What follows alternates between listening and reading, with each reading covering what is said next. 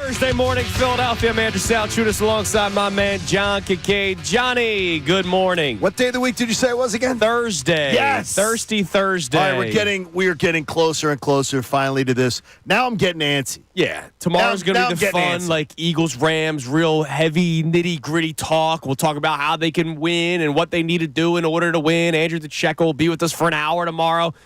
Today's antsy day.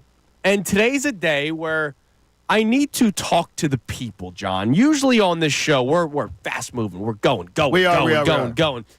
And we don't normally ask for the audience to give us information on certain topics. We like to discuss topics with the people. Okay. We like the people to give their opinions on what happened in games, right? To just keep the show moving. Today's a day where I almost need to do like an audience poll on something. We're not going to do a Twitter poll because I know you're anti-Twitter poll. Okay, but no. If it's worthy, then you can do one. What's the deal here? Well, I'm very confused by something. So I understand expectations are high with this team. They are. Super Bowl high, right? You're a home team favored by almost a touchdown in your second round game. Yes. Expectations should be high. You're either going to Detroit in the NFC Championship game or you're hosting the Commanders. Odds are you're going to Detroit. Stop saying that. Odds are. Let's hope. Odds are you're going to Detroit. And then, look, we'll see what ends up happening. Maybe the Lions are even more banged up, which could benefit the Eagles. But I'm kind of looking back to this past game against the Packers and the mentality that a lot of people have had this week in the Eagles fan base. And, John, I think a lot of it is fair. Some of it has been over the top. We had a caller yesterday that told us the Eagles have a quarterback problem. And the quarterback is trash. It doesn't really is a bit fly. too emotional for my liking. But I have this question for the audience today that the three of us, Connor's back today, we will discuss here in the opening segment. Hi, guys. But I think I need the audience to really try to answer this for us because this is one of those feeling discussion. Like, everybody has the right to their own opinion. Everybody also has the right to their own personal feeling. What is their brain telling you? What is their heart telling you? So, John. Yes. How do you, Mr. Kincade, how do you balance the hunger for a Super Bowl? And let's face it, you have it. You have made reservations for restaurants in New Orleans. You made them weeks ago. Hell, maybe we've probably surpassed a month. It was before Christmas. Yeah. Okay, so it was after the Ravens game. And after the Steelers game, I made one after the Ravens game, then made one after the Steelers game, and I'll make another one on Monday morning. How about that? So over a month ago, John Kincade already started making reservations for New Orleans. That's expectation, that's want, that's starvation. How do you balance that coming off of a game where the offense did not look good, right? The offense did not look good for the course of 4 quarters. But how do you balance that with the joy of winning a playoff game? See, to me I feel like, and this may be incorrect, I feel like I enjoy wins more than people who are 20, 25 years younger than me. Could be. Especially playoff wins. I've been fascinated this week. I told you that I am a sensitive person. I left the show Monday on the way home when we walked out of here. I left the show Monday very baffled by the sort of negative vibe. Yes. Because to me, having the Eagles in the playoffs was such a big deal for the first half of my life. And the second half of my life, having the Eagles in the playoffs has meant the weight on the shoulders of expectations. I personally like weight of expectations myself. I think that I would rather have expectations and pressure than not in life. Right. So to me, I enjoy it. And for my team, even being in a playoff game, I'm always appreciative. But to see my team win a playoff game, I don't care what game it is, wild card or otherwise, it's a blast for me. I think I'm wired differently, though. I don't think I'm the norm. I never think I'm the norm because, I mean, I'm an odd sort of candidate as it is. But I don't I find great joy. I can't wait for Sunday. Right. I'm so excited that the whole weekend's planned and friends coming into town and going to dinner Saturday night early so we can be back in time to see the Lion game and everything. I'm so excited for it.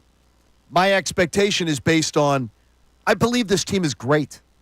Absolutely. I believe they're a great team. So I'm not worried about an effort where they got by 12 because, as I showed you earlier in the week, I gave 8 examples where the Eagles were in multiple playoff games in one season where their first game was their worst game. So I'm not going to overreact to it. I'm not going to – and I thoroughly expect the Eagles to show out on Sunday afternoon. Show out.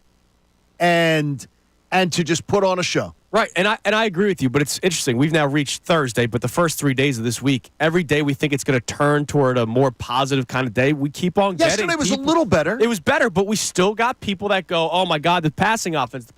So, Connor, let me ask you a question. You were not in yesterday. If I were to ask you if the Eagles played that game offensively Sunday against the Packers against a team like the Lions in the NFC Championship game, do you feel comfortable saying that the Eagles most likely would not win that football? It would be a coin flip for me. Okay, see, now you say... That's very positive. That's very positive, and I love that. You say that it's a coin flip. I will tell you something. Yesterday, we read an article from Sheil Kapadia, and I did this on purpose because you weren't in yesterday. Over the last 10 years, that offensive performance was the 15th worst offensive performance out of every single playoff game over the last 10 years. The 14 teams that were worse, all lost. So the Eagles winning that game on Sunday was the wild. Outlier. Yeah. Like the vast outlier, Well, right? Won the 14. The Eagles' defense is the outlier. That's what right. I'm confident in. You're right. I think every year, honestly, though, and I was looking at some of this yesterday. I've got some stuff for tomorrow. I think this Eagles defense is, this year, for us, it's an outlier of amazement. Every single year in the past 20 years, some team has trotted to the playoffs with a defense as good as this. One team has rolled in and has advanced to the Final 8 with a defense every bit as good as this. Right. So we're amazed by it. We're excited by it because they're the youngest defense and everything. But every single year, somebody rolls into the playoffs with a defense that really resembles That's this something one, like this. statistically and everything. Right. And they don't always win. Most of the time they do not. Interesting. But I think but they also didn't have the Eagles rushing. Yeah, they didn't have Saquon Barkley in the offensive line. Correct. So our question for you today to start the show, it's 610-632-0975. You guys know you can text and call, and it's the same number. How do you balance the hunger for a Super Bowl, which we all have? Expectations are through the roof with this team. But also just the straight-up joy of a playoff win and the week leading up to another playoff game. Because we have still gotten a sense that a lot of Eagles fans are down or worried or thinking that this week could be the end. How many people did we get texts from before the Packers game about, oh, man, don't sleep on this Packers team. This Packers team is going to end your season. They were never really in that football game. Until the offense turned it on, that game, the game was over the second they turned it on, the Eagles offense. I got so many texts last week, emails, things like that, people going, you're way overconfident. Yeah. You are too cocky for this. Here it comes. None of those people, now I've given it enough time, none of those people, I saved everyone. Of course, they haven't responded. None of them have responded. Yeah. It was obvious last week that the Eagles were the far better team.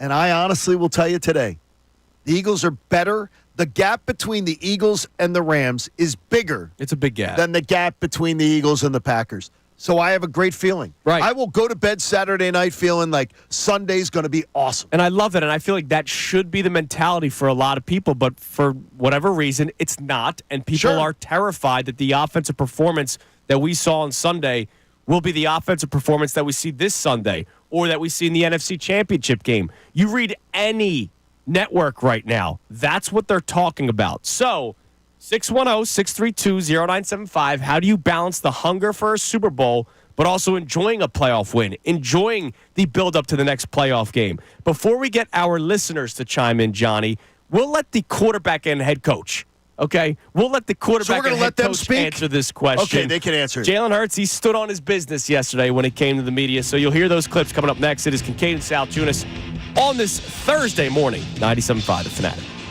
Tyrone Johnson.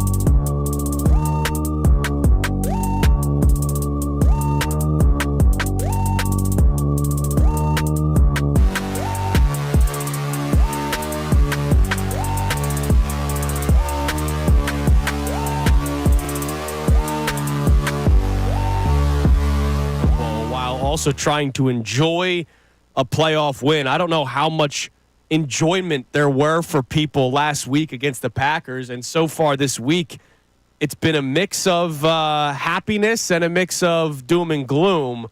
So how about we hear from the quarterback and the coach themselves and their mentality after the win this past Sunday against the Green Bay Packers. Obviously, Jalen speaks right after the game, but that's when emotions are a little bit more high. Here he is for yesterday. Yeah, that's true. Seriously. That's a good point. I checked for a pulse. Here he was yesterday talking to the media about how it's all about winning, and he does not give a damn about his passing numbers. It's been a journey, and it's been a great journey of just evolving. I was just talking to Tanner and telling him how fortunate I am to be able to learn as much ball as I've been able to learn with the different faces that I've been with. You know, you guys heard me talk about continuity so much. However, there's a backside to that. There's an appreciation there to be able to take in as much knowledge as I can, and I think that helps me and furthers my knowledge in the game. And so it truly is about winning. It truly is about winning. I don't know. It doesn't matter how it looks. Doesn't matter how it looks. And I think winning and losing, success and failures are relative to the person. Winning as a team is what's important to me. I love that last line, right? Coach's kid. Right. Oh, absolutely. Coach's kid. He sounds like a coach's kid. Now, the one thing I'll disagree with is saying it doesn't matter how it looks as long as you win. Now, look, why do you disagree with that? As long How as can you? As long as you win, you're right. But I can make the case that you were. I was not worried at halftime about the Packers coming back and winning. But if you're playing a different team and your offense is looking that way, that's where I disagree. You're not going to win. That's where I disagree with Connor on the one point is that if they play like that on Sunday against Detroit, they lose. They lose. They get blown out at Detroit. Yeah, they're blown out. That game's over. Right. They're not going to be in the game if they play like that offensively. So that's why, I disagree with that part. I get it. It doesn't matter how it looks as long as you win. Yeah, as long as you win, that's great. But what if you don't? What if you're playing a better opponent? And then all of a sudden, instead of being up 10-0 at halftime, it's 13-10, 21-10. Correct. Or worse, right? And we can't count on there's going to be better. Like Detroit's offense is nothing like Green Bay. That Packers team had no chance on Sunday. Detroit's offense is going to put up points. Yeah. Even on this great Eagles defense. Yeah. They're going to put up their points. We've talked about it. L.A. this weekend, they might not score 30, but they could get into the 20s. They unlike could. Green Bay. They could. I'm telling you right now. Yeah, you feel very confident. Thursday morning, I feel more comfortable facing the Rams than I did them facing the Packers. I love it. And I felt confident. Yes, you did. Facing the Packers. Like I just don't see it. And to me, everything's so black and white. Yep. Okay. And here's I like his answer though. I like Jalen's answer. It was a great answer. And here's Nick Sirianni. He was asked about the total amount of passes being down for the Eagles offense this year because they obviously went run, run, run. Here's Sirianni talking about it. To look at a whole season like that and say we have 100 less passes, yes, that is the truth, right? But games go differently. The way games were last year are different than the games were this year, right? And so we have been in some situations where we haven't passed the ball in the fourth quarter of a lot of different games. So I think that's kind of hard to see that number. It's an astonishing number when you say it like that, but that's over a course of 17 games, and also again knowing that some of these guys didn't play in fourth quarters and we didn't throw some in the fourth quarter. But to answer your question, I think what we do is we do whatever we need to do to win each and every game. And Jalen's been playing very efficient. He's taking care of the football. He's playing very efficient. He's playing great. He's playing really good football.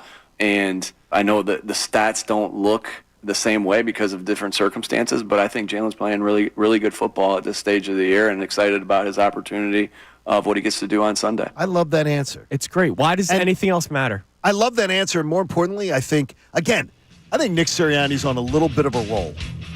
Oh, he's been on a roll. As far as just, he seems very much more in control and in charge to me than he has in the past. Yeah. I feel more confident in him going into this weekend, too. I just wonder why anything else should matter or would matter for people. Because people bet. Yeah, and you know what? People play fantasy sports. That's on you, man. They're just hung up on numbers. You should be focused on the Eagles first before anything else. So, coming up next, we'll check our text line at 610-632-0975. How do you, we're asking you, the audience, this is like an audience poll. Everybody's going to have a different feel on this.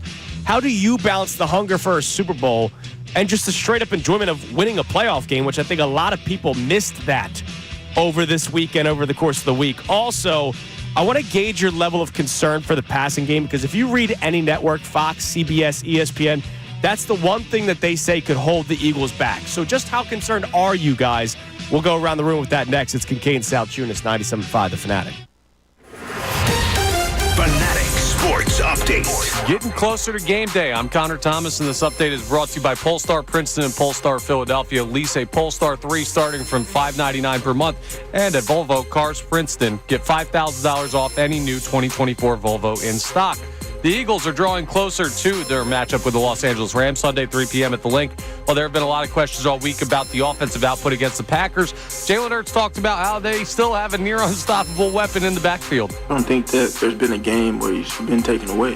They try. He's a great player, and I think we complement each other well, and he's been able to just hit dirty yards. Soon enough, he pops one off. And, of course, he's talking about number 26, Saquon Barkley, who went for 255 yards on the ground in the Eagles' Week 12 win over the Rams in L.A. We'll see if he has as much success on Sunday. The Sixers fell to the Knicks 125-119 in overtime. Jalen Brunson had 38 for New York. The Flyers play the Islanders tonight at 7:30. That game will be live right here on 97.5 The Fanatic. We'll talk to Coach Herm Edwards coming up at 7:55. This update's also brought to you by Corona. Join Ricky Bo and Tyrone at 97.5 The Fanatic's official Birds playoff watch party at Landmark Americana in University City on Sunday at 2:30 p.m. presented by Corona, and enter for a chance to win exclusive football prizes. I'm Connor Thomas for the home of the 76ers and Flyers, 97.5 The Fanatic and 97.5thefanatic.com.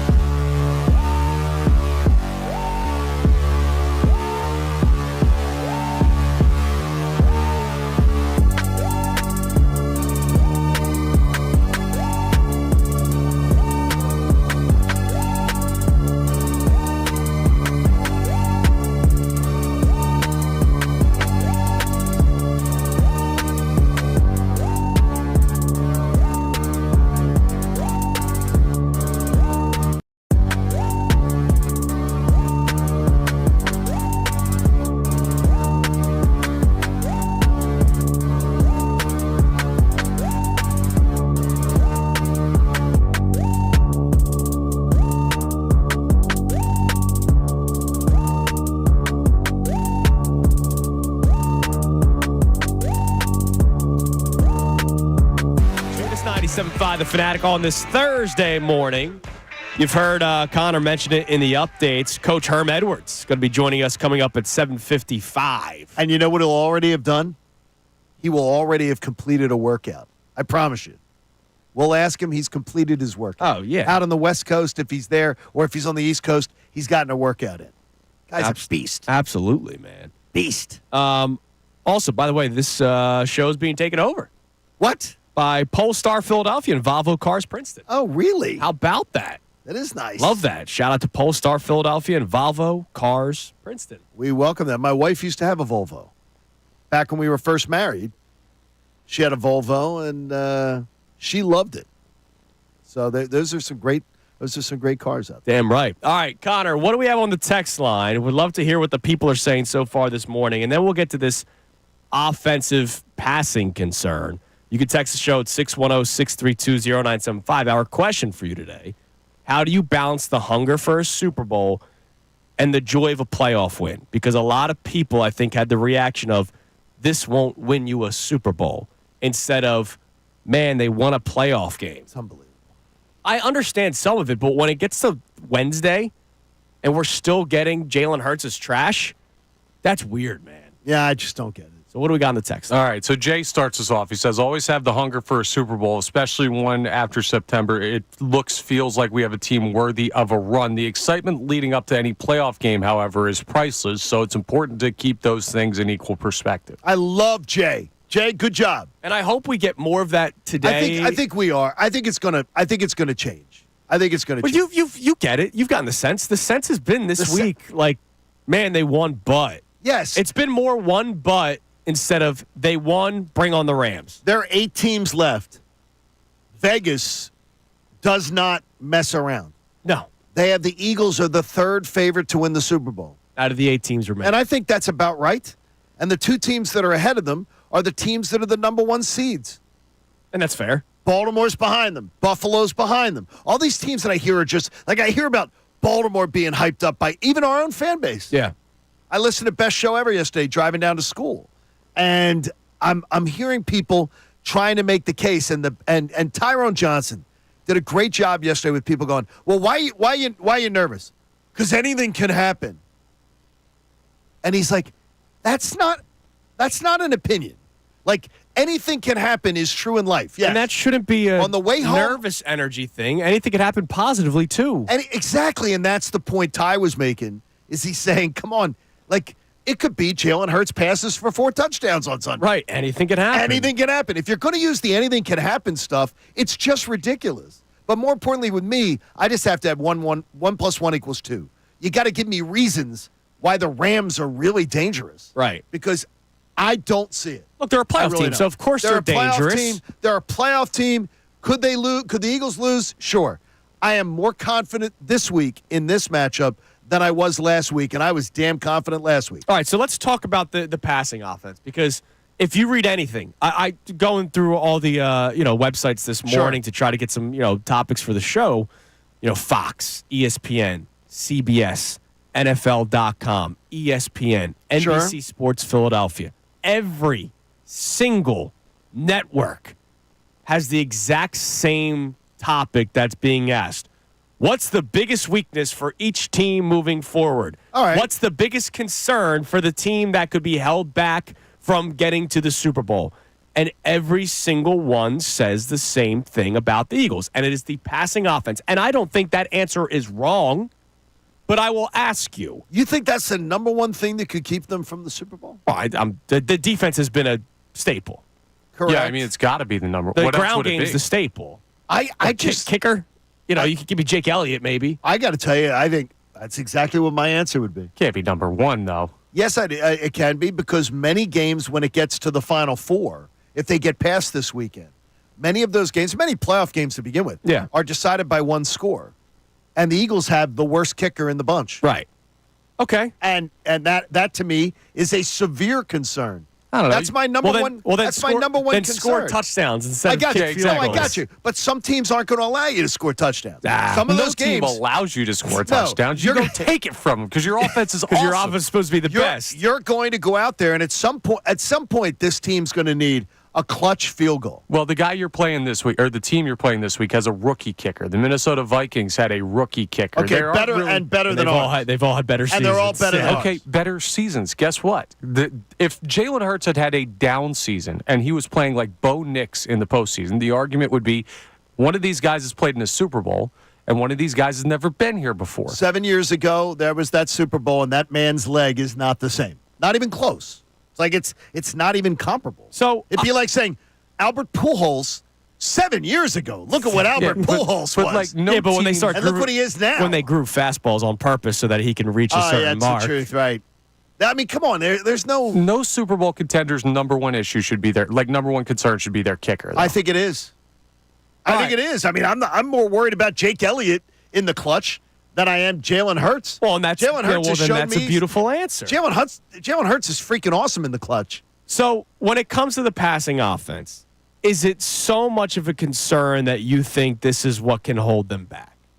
No. It's not that big of a concern for me. Like, not at all. Me watching that game on Sunday has not sent the thoughts through my brain of, wow, they're really going to blow this thing. How about 6 for 6, 8 for 9? Like when it was necessary. Yeah. 6 for 6, 8 for 9. Not worried. So Connor, when you hear that that's like the number one thing, how concerned are you actually? You can say that it is the number one concern, but is it something where you're losing sleep?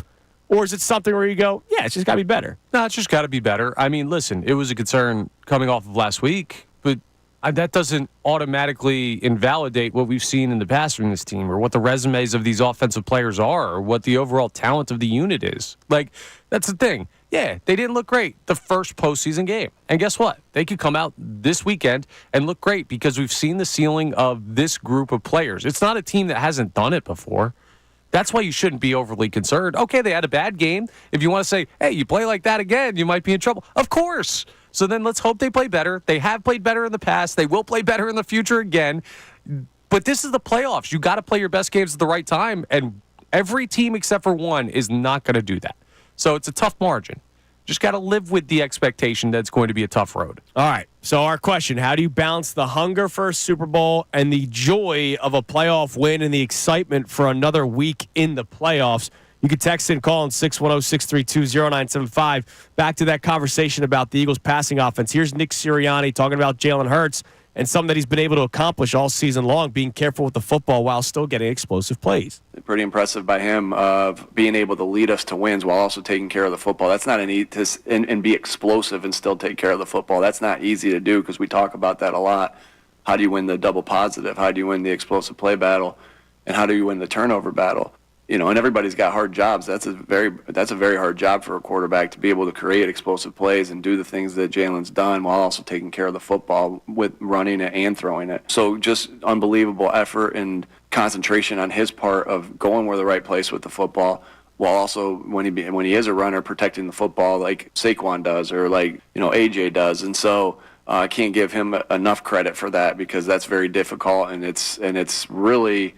When you win the turnover battle in this league, it really dictates one of the best stat indicators of what's going to happen in the game. And so it's really just a great job by him putting our team in position to win each week because of how he's taking care of the football. I think it's 86% since the Houston Texans entered the NFL and they went to 32 teams. 86%, you win the turnover battle, you win the playoff game. And I mean, that when Nick Sirianni is speaking the truth there. Yeah, and what happened this past Sunday? Yeah, they won the turnover. I will tell you this. This team's getting so many turnovers. The Green Bay Packers had more quote-unquote explosive plays. They had 4 plays of 20 yards or more. The Eagles only had 2. How many interceptions did Jordan Love throw? 3. How many turnovers did the Eagles offense have? 4. No, the Eagles offense. 0. 0. Who won the football game? Yeah. Why does it matter for some people? Seriously, I question that, and you mentioned it, betting as well. Betting's part of it. All right, coming up next, we'll check the text line and the phone line, 610-632-0975. Also, you just heard from Nick Sirianni there. How about we hear about Nick Sirianni next? Tim McManus wrote a great article yesterday that we went through yesterday with Amy. He then joined the best show ever yesterday. So hear more about what Nick Sirianni means to this football team coming your way next. It is Kincade Salciunas on this Thursday morning, 97.5 The Fanatic.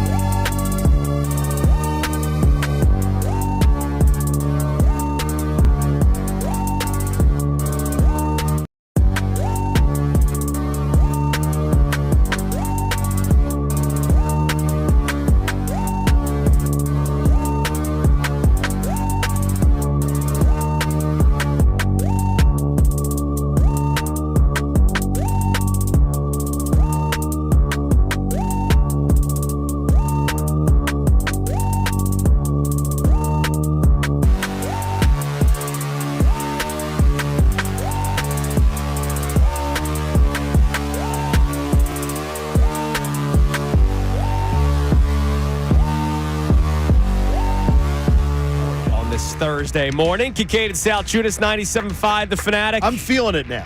Like, I'm really feeling playoff weekend coming. It's going to be awesome. Well, I also hope that this show could be therapeutic for a lot of people because I think people need to realize that it is okay to still have fun during the playoffs. We put out the tweet, the show topic on 975 The Fanatic. Great job by Brendan and Haley as always. And William responds with, that's a good question. The Packers game was painful to watch. That's offensively it was. There were things that were not pretty. Correct. I'll give them that. There were times, and there were things that were incredibly frustrating in that game. Because there's nothing worse to me than watching a game where, like I always tell my daughter, when the Eagles are up by 13, I'm always anxious. For whatever reason. 13's and I don't the weird what's number funny for is you. it's not, they're just, 13 always says to me, damn, the door's open.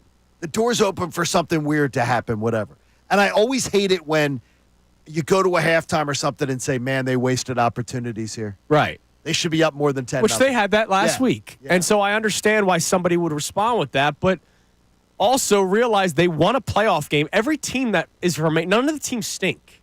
Like, I get we could say, oh, man, Packers have no chance beating the Eagles. Oh, man, the Rams, we feel even more confident. They're still playoff teams. They're still good playoff teams. So these games are going to be tighter. They're not going to be blowouts. I think one of the worst things for a lot of people was the game before the Eagles game was the Bills just running all over the Broncos. And Sure. maybe some people go, well, this team did this against They their weren't playing opponent. the Eagles weren't playing the Broncos. Exactly. The Eagles weren't playing a young quarterback. The Eagles weren't playing a team that snuck into the playoffs. With a rookie, yeah. Right. I mean, come on now. By the way, Brandon in for Haley today. Sorry, Dutz. Brendan and What's up, Brandon Dutsy? in the back. All right, you can text in, call on 610-632-0975. They look so much alike, it always confuses me. Very confusing. Yeah, very, very. You called him Haley when he walked in. I did. He said he's got the same walk. Always confuses me. The walk is very similar. All right, Tim McManus. We read through the article yesterday. It was very, very well done. Tim McManus has just an art when it comes to these long-form stories. And yesterday's story was about the connection the players have with Nick Sirianni. And we hear about it all the time. But there was a part in that story that really, really impressed me was the Lane Johnson quote about Nick Sirianni when he had his introductory press conference, where it was really bad and people had their way with the press conference. All the content that people had on the radio, TV, newspapers, you name it. And he went into the meeting right after the introductory press conference. He then spoke to the team and said, hey, guys, before you see anything online, I just want to let you know I really had a bad press conference. And he knew it. He realized it. Yes, he did, too. He addressed it immediately with his team. And instead of just going, they'll find out on their own, he said, you know what? First things first, before we talk about game planning, I'm going to tell you about how bad my press conference was. So here's Tim McManus. He was on with the best show ever yesterday with Tyrone, Ricky, and Silvana, and he talked about Nick Sirianni's connection with his players. One area of focus and one thing that he's been pretty good at over the course of his time here has been connecting with players. There's a little bit of a difference between some public perception versus the way that the locker room feels about him. And so I kind of wanted to figure that out as to why they grabbed his back as much as they did. And a lot of it just really comes down to sort of personal connection, whether it's with Jordan Mailata and his father, who was going through some serious health issues that Sirianni really took the time to make sure that Mailata had a safe space to open up about. There's just so many different stories, like everybody seemed to have their own. I just basically went through the locker room, was like, what's your story with Nick? And people would open up about, these personal connections that they had with him. So I don't think there's any question that he's thriving in that area of his job. And that's led to, further connection between player and coach and then player to player, which has helped cultivate what seems like a pretty good culture this year. You talked about it with long-form interviews. Yeah. Tim McManus just does. He painted a beautiful picture there. Oh, the way he could explain, yeah. Of trying to figure out, what do we not see about Nick Sirianni? Like, what do we not see? And I like also the acknowledgement that players, he's a bit immature. Yeah. But we want him to be authentic. So that's something he needs to work on. The one quote from Mailata yesterday was, can he be more professional? Yes. Absolutely he can be. But we want him to be himself. Yeah. And so there's a balance of that, too. And Sirianni said that, remember, during the wacko day after the Browns game. And during the weird press conference, he did say, yes, hey, the guys told me to be me, and so I'm being me. Now, I think he went slightly over the top that day. He was crazy there. Yeah, I think he went slightly over the top that day. The shaved head, the arguing with the fans, bringing the kids to the press conference. That has not happened since. They won 10 straight games, and we didn't see the kids at the podium. From what I understand, that was a mandate. Yeah. Let's not turn the post game. Now, if you go to the Super Bowl, the NFC Championship, winning the NFC Championship game, and hell players, yeah, man. Yeah, that's different. Bring those kids up. A regular season game, come on. Now, stop. One more for you. Nick Sirianni, we talk about culture. Last year's was horrible.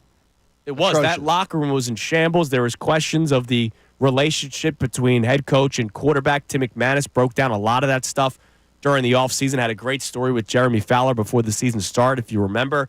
Here he is talking about how Nick Sirianni wanted to fix all that from last year. One of the takeaways from last year was that the culture wasn't up to standard for them. It was really good in 2022. Last year it fell off. Just a tense building, just like a down building. Like even after wins, players and coaches alike will tell you that, it didn't have that same connectivity that they had felt a year ago. And so that was, part of the mission from the organization as a whole, and Sirianni in particular, to make sure that that was at a better level. And so they've invested a whole lot of time into that. And that's something that's like kind of hard to measure when you're talking about statistics and things that happen on the field. I mean, you have data, but when it comes to like chemistry of a team, that's something that's sort of hard to define, but they've put a ton of energy into that. And Sirianni specifically, because he's seated, or it was taken from him, however you want to put it, with the offensive control, he focused more time onto an area that he thought was lacking, and that was the connectivity, and obviously has done a pretty good job with it. Best bye week in the history of bye weeks. Also, too, Week 5, baby. Also, too, Nick Sirianni takes a lot of bullets about last year's culture. Yeah.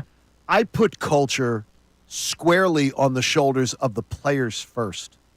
To be professional, conduct themselves like professionals. And yes, acknowledging that Nick Sirianni needs to be better, Jalen Hurts needed to be better. Yes, he did. Jalen Hurts' behavior towards Nick Sirianni was unprofessional. It was unprofessional. It was not the way you're supposed to, at least publicly, present. And they both worked that out. To their credit, they've worked that out. And congratulations for doing that. But it's a shame that it took so long. Yeah, it's a shame that last year was ultimately wasted. Yes, last year was a wasted year, and it was because of a lot of childish crap. Last year would have been wasted anyway with the coordinators you had. I think Jalen Hurts and Nick Sirianni could have loved each other, and Brian Johnson had no idea how to call an offense, and Sean Desai had no idea how to call a defense. Like, it contributed, but I can't put that more on the relationship than on the coaching. Could have worked through things a little bit better. They didn't work. That's what I'm saying. The communication wasn't there. Imagine if the coach and quarterback were on the same page last year, Connor. Maybe Nick Sirianni's more open to hearing what needs to be done. Maybe their communication's better on, hey, Nick, what do you want to do here? And again, that's on both. That's on both. That's on both of them. That's not on. Yeah, I don't put it on one guy. The good thing is they've overcome it, and it's been a lot better this year. Much better. Both Coming guys up next, deserve credit. We reset the show. Our question again for you, and we will hear from you next at 610-632-0975. How do you? We want you specifically. You're not telling us how to do it. You're not telling anybody else to do it. How do you specifically balance the hunger for a Super Bowl, which we all have, but also the enjoyment of the playoffs and the enjoyment of a playoff win, even though it may not have been to your liking? They still won the playoff game, guys. They still moved on to the divisional round, which happens Sunday at 3 o'clock. It's Kincade Salciunas on this Thursday morning, 97.5 The Fanatic.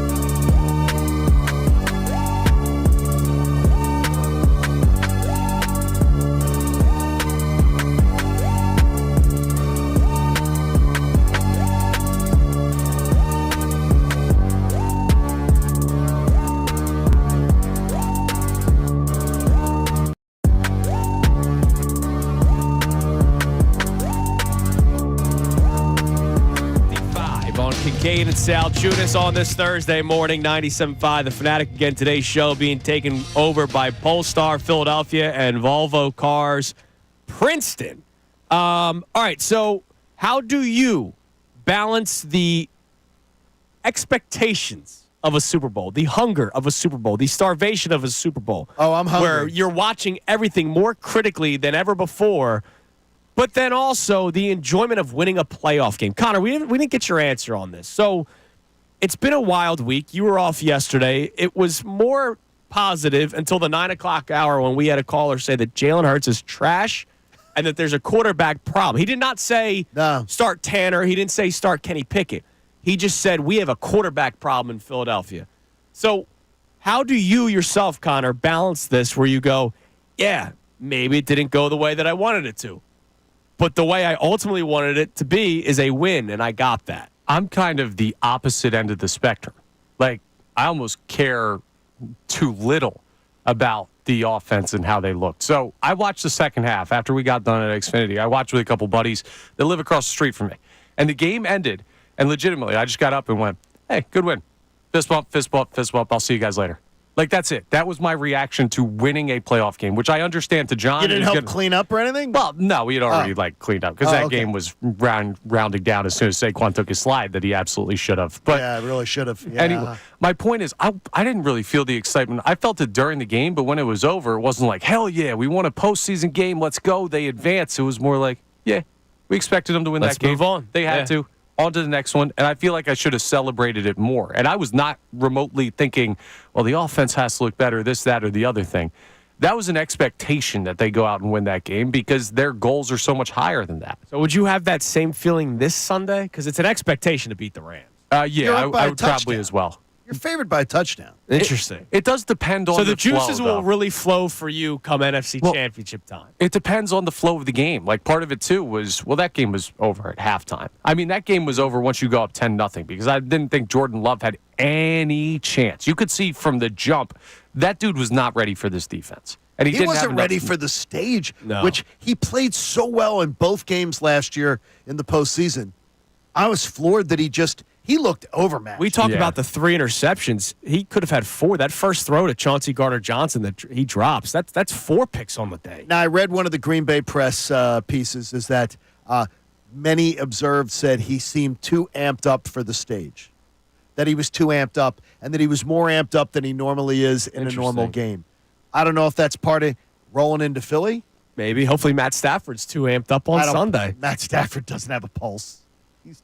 He's going to be just fine. But I'm not scared of him. I'm not. I'm scared of him. I'm not. I'm not scared of this Rams team at all. Again, you're very, very confident. I love it. I feel better than I felt facing the Packers. I love it. To me, it almost seems like you should have played the Rams first to advance to play the Packers. That's how confident I am. That team that scored 10 points and had 4 turnovers? Yep. I don't know. I think they were a rightful wild card opponent. Yeah, I think the Packers were the better team all year long than the Rams. And they were. Healthier team. And they were the healthier team. They were the healthier team. And they were the better team. And they were better in almost everything. And compilation stats over the year of a healthier team with maybe an easier schedule, depending on who you play. I don't know about easier schedule when you're playing in the NFC North. Buddy, the Vikings just got smoked by the team you're playing right now. The Bears were terrible. The Packers. The NFC North is not easier than the NFC West. Go ahead and look at who the NFC North played as far as the 2 divisions that they wrapped up against. They're 2 of the worst in football. There are a lot of teams that those NFC North teams played that were not quality opponents. We may have quickly found out that the Vikings were fraudulent, but the Lions aren't fraudulent. No. The Lions are monsters, but I'm saying the rest of that division could very well, we could look back at this and say, wow, they were not as good. 14 wins is still 14 wins, man. I mean, every week we thought the Vikings 13 and 14 win teams. Every week we thought the Vikings were going to lose. I did. They didn't. You're listening to 97.5 The Fanatic, WPEN and WPEN HD1 Burlington, Philadelphia, Beasley Media Group station, broadcasting live from the Comcast Business Studios, powering possibilities. So, Connor, what are the people saying on the text line? Our question for you today, this is for everybody to chime in on. We would love to hear more from the people today, right? Usually we are so focused on the topics at hand, but this is a audience poll sort of question. How do you yourself balance the hunger for a Super Bowl and the high expectations that you have for this team while still trying to enjoy a playoff win and the week leading up to a playoff game. I'm having so much fun. But, John, I think I'm being brought down by some Eagles fans this week. I think I could be having even more fun. I think there are people I think I texted yesterday to Tyrone during his show that he felt the same way about the apprehension of this week, the negativity of this week. And I said, I really believe there are so many in this fan base that are obsessed with being the underdog because they're afraid to have pressure on them. They're afraid to have expectations be, you're supposed to win. You are supposed to go out and beat this Rams team. There's supposed to be no scenario where these two teams where you lose. You're at home. You're a touchdown favorite. You are better in almost every facet of the game. But people are still like, ooh, anything can happen. If the Eagles were underdogs this past Sunday and won, they'd say, see, this is why you shouldn't doubt us. Right, exactly. But the fact that they were favorites. People love the underdog because then they have, if they lose, they can say, we weren't supposed to win. I love to have that pressure on me. Yes. I waited my whole life to have teams where everybody expects them to win. You mean good teams, dominant teams? Yeah, great teams. I prefer that. No, I think this team is great. Damn right, man. What do we really have on the text line there, Connor? Sean checks in, says, I've been an Eagles fan since I can remember, I think he meant to say. I will be 36 this year, and I have more confidence in this current Eagles team other than the 2017. That's the only other time I've felt this way. Honestly, I think this team is even better than that team. People are nervous because that's what they are used to. If you had more confidence in the 2017 team, honestly, than with Carson Wentz gone and Nick Foles playing like absolute poo-poo for 3 games, the last 2 regular season games, and the first playoff game. Yeah, I'd imagine. People are doing revisionist history. Oh, yeah, because they know they won. I'd imagine that he's talking about that team when they were healthy. Oh, when they were running through it, I thought we were having during the regular season. Oh, yeah. I thought it was parade. Yeah, I thought it was over the second that Carson Wentz got hurt. When Carson got hurt, that was terrible. Fortunately, that wasn't the case. Let's go to the phone. Let's go to our man Tommy in Alabama. What's up, Tommy? What's going on, Hard Chargers? Hi, Tom. Hey, man, this 17, no disrespect to them guys. I love them to death. They're champions. But they didn't have a defense that hits you, jabs, comes in, wears you down, and then takes your soul. And then Saquon Barkley finishes you off. Hey, come Sunday, it's a business transaction. It's just nothing personal. Nothing personal. That's the way to do it. Yeah, it doesn't have to be sexy, man. That's why at halftime I felt so good because what you just said, once Saquon Barkley got going in the second half, they weren't going to be able to stop that offense, and that's when they start ticking off 7-8 minutes of clock before they get a field goal or a touchdown. Tom, is it a loser's mentality to I want to do the minimum that it takes to beat the Rams? Is that like a loser mentality? Not at all, man. The idea is to win. And, talk about Troy Aikman summed it up best the other night. A 14-3 Vikings team, they lose a playoff game the way they did. They're lumped in with all the other teams that didn't make the playoffs. No matter what, during the offseason, it's going to be different from that collapse last year. And, hey, I'm on here. I'm going to go ahead and give Sirianni credit. He's obviously come a long ways. And, the guys are playing for him. So let's just do it. 1 week at a time, 1 game at a time, and drop the hammer in South Philadelphia. Damn Good right, job, Tommy. Tom. You're the man, Tom. No, I love that too. And Tom Alabama slammer. Tom being a good man there. He's been a critic of Sirianni at times. Critic of Jalen Hurts at times. Then you can. I'll tell you, Tom watched a lot of Jalen Hurts down there in the South. I know he did. Yeah. And can praise him and can tear him apart too, which is good. Yeah, absolutely. Got a lot of eyes on it. I love the fact though that people can say the same. Nick Sirianni deserves a hell of a lot of praise for the way that he's turned around his season, just as he deserved a hell of a lot of critique for what he was doing early in the season. Absolutely. And the collapse of last year. Sixers game last night. We're not going to break it down. Thank God. They lost to the Knicks. I might break down even talking about it. Did you see the Knicks bench yesterday? No. I was listening. Cat? I was listening to Tom McGinnis. Okay, so Karl Anthony Towns did not play last night for the New York Knicks, so he was in street clothes yesterday. Okay. He's a big Eagles fan. I don't know. He's a huge Eagles fan. Yeah, he's from North Jersey, but he picked Eagles instead of Giants or Jets. And so he was wearing an Eagles shirt. On the bench? On the bench. At halftime, he comes out to start the second half, no longer wearing the Eagles gear. I thought it was against I thought that was against like NBA policy. I don't know. I think I don't think it would be. I don't know. No, I think it. I thought there honestly was some stupid rule. So James about Harden can dress that. like a highlighter, but you can can't wear dress like a sports cookie- shirt. Cookie Monster. He's not wearing gear. He's not wearing gear. Okay. I thought there was some rule, and I don't know why. So he put out a tweet after the game last night. Hey, Twitter, sweat stains, ain't it, on ESPN. Had to pull another fit out. Anyway, go Birds. Oh, so sweat stains.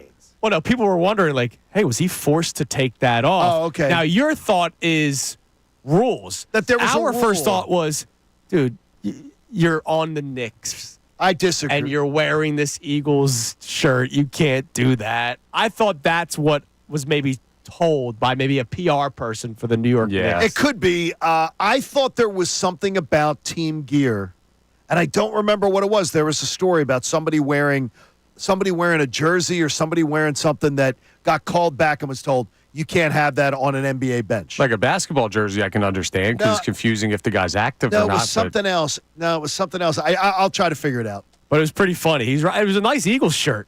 Cool Eagles shirt that he was rocking, and everyone's like, oh, interesting. And then all of a sudden he comes out for the second half. He's not wearing it anymore. That Knicks As thing. if he was told. Exactly. Hey, clean it up there. All right, coming up next, we're going to expand on the conversation of the clashing of emotions for the city.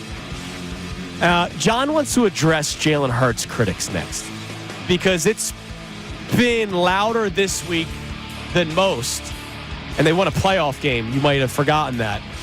Oh, they did? Yeah. Some people have forgotten. So John will address the Jalen Hurts critics next. It is Kincade and Salciunas on this Thursday morning, 97.5 The Fanatic. Mike Missanelli, Bill Colarulo, and Ray Dunn.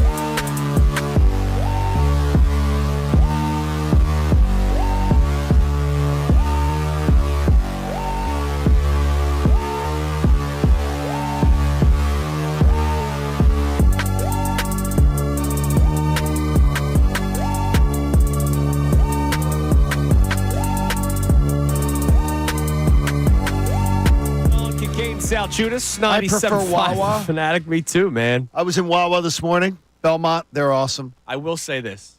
The 7-Eleven taquito late night is still an item. Now, I don't live in the Manayunk area anymore, but my buddies lived up on Ridge Ave, right near the 7-Eleven there. So you would hit a taquito. Oh, yeah, dude. Like 3. Not me, but that's Dude, the taquito, on the roller. Dude, you can't go roller. Come on, man. The taquito on the roller. Mike Missanelli would disagree with you, Connor. Yeah, he's had the Rite Aid cheesesteak before. Yeah, he hated that. It's the Wait, the Rite Aid Had a cheesesteak? Rite Aid cheesesteak from the fridge or whatever it was. I forget the story. Jesus. Ask him what he's saying. Yeah, not really the best item to choose, I believe.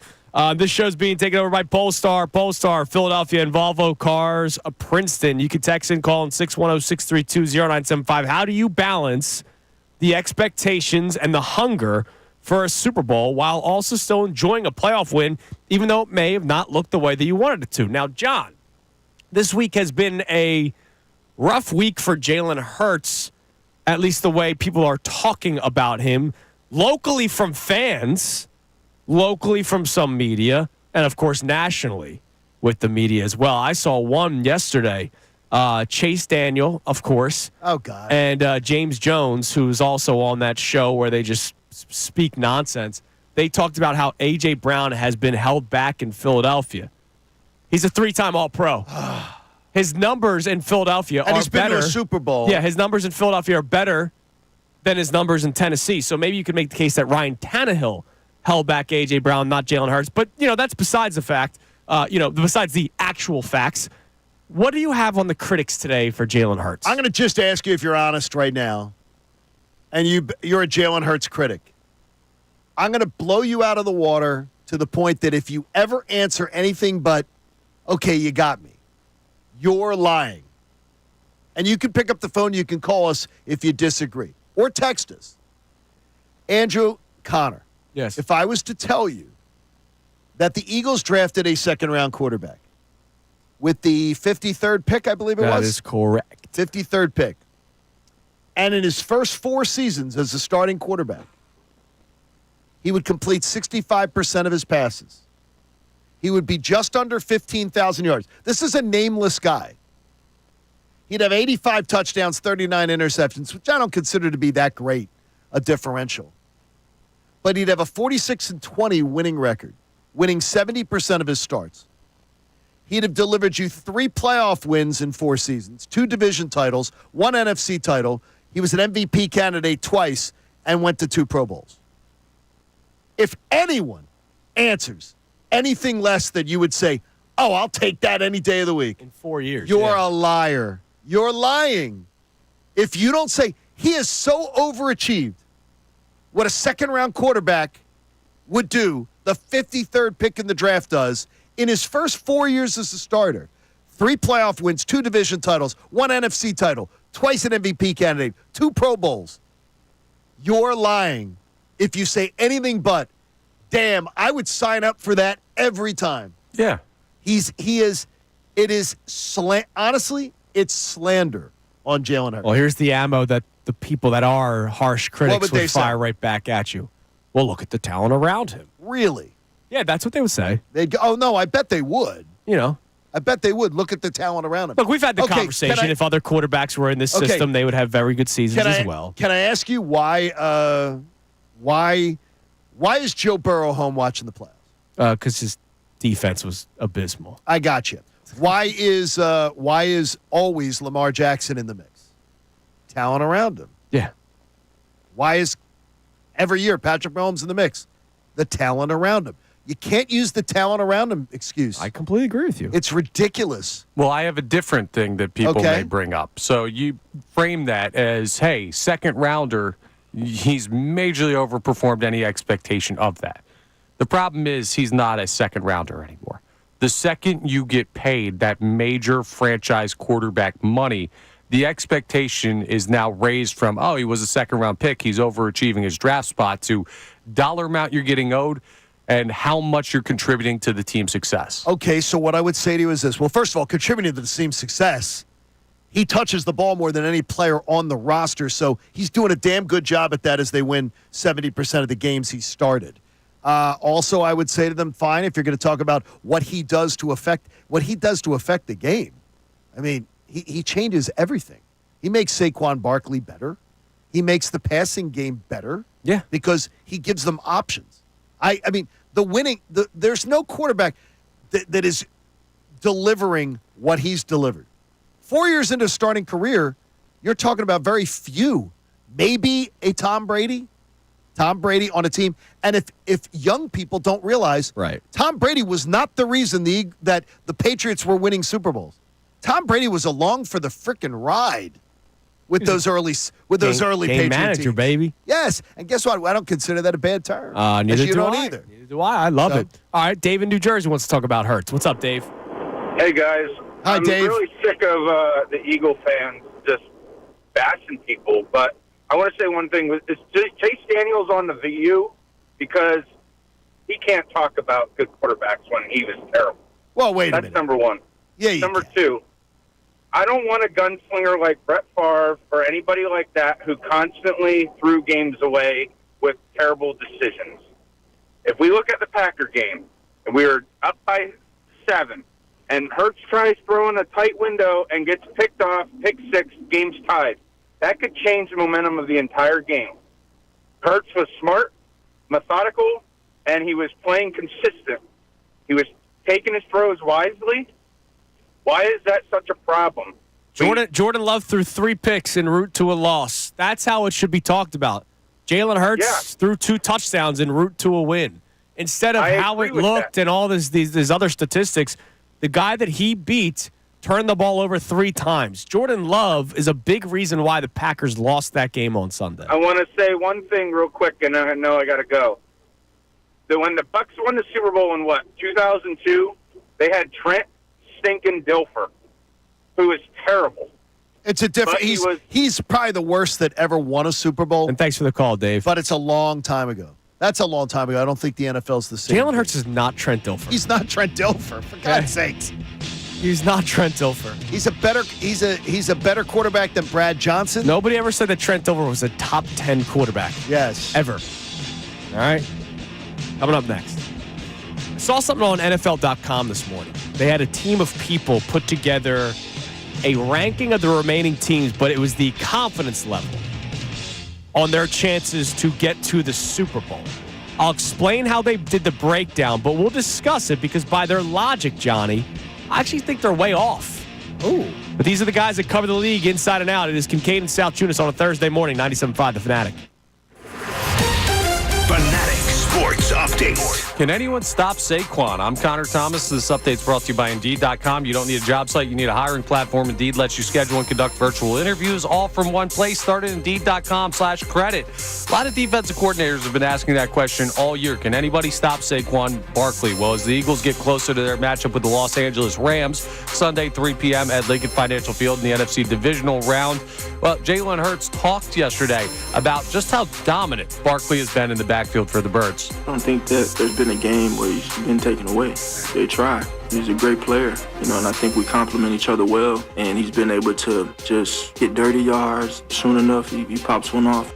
So as questions continue about the passing offense, maybe it's just as simple as give Saquon the rock. He went for 255 on the ground in the Eagles' Week 12 win over the Rams in L.A. The Sixers fell to the Knicks 125-119 in overtime last night. Jalen Brunson had 38 for New York. The Flyers play the Islanders tonight at 7:30. You can hear that game live here on 97.5 The Fanatic. We'll talk to the coach, Herm Edwards, coming up at 7:55.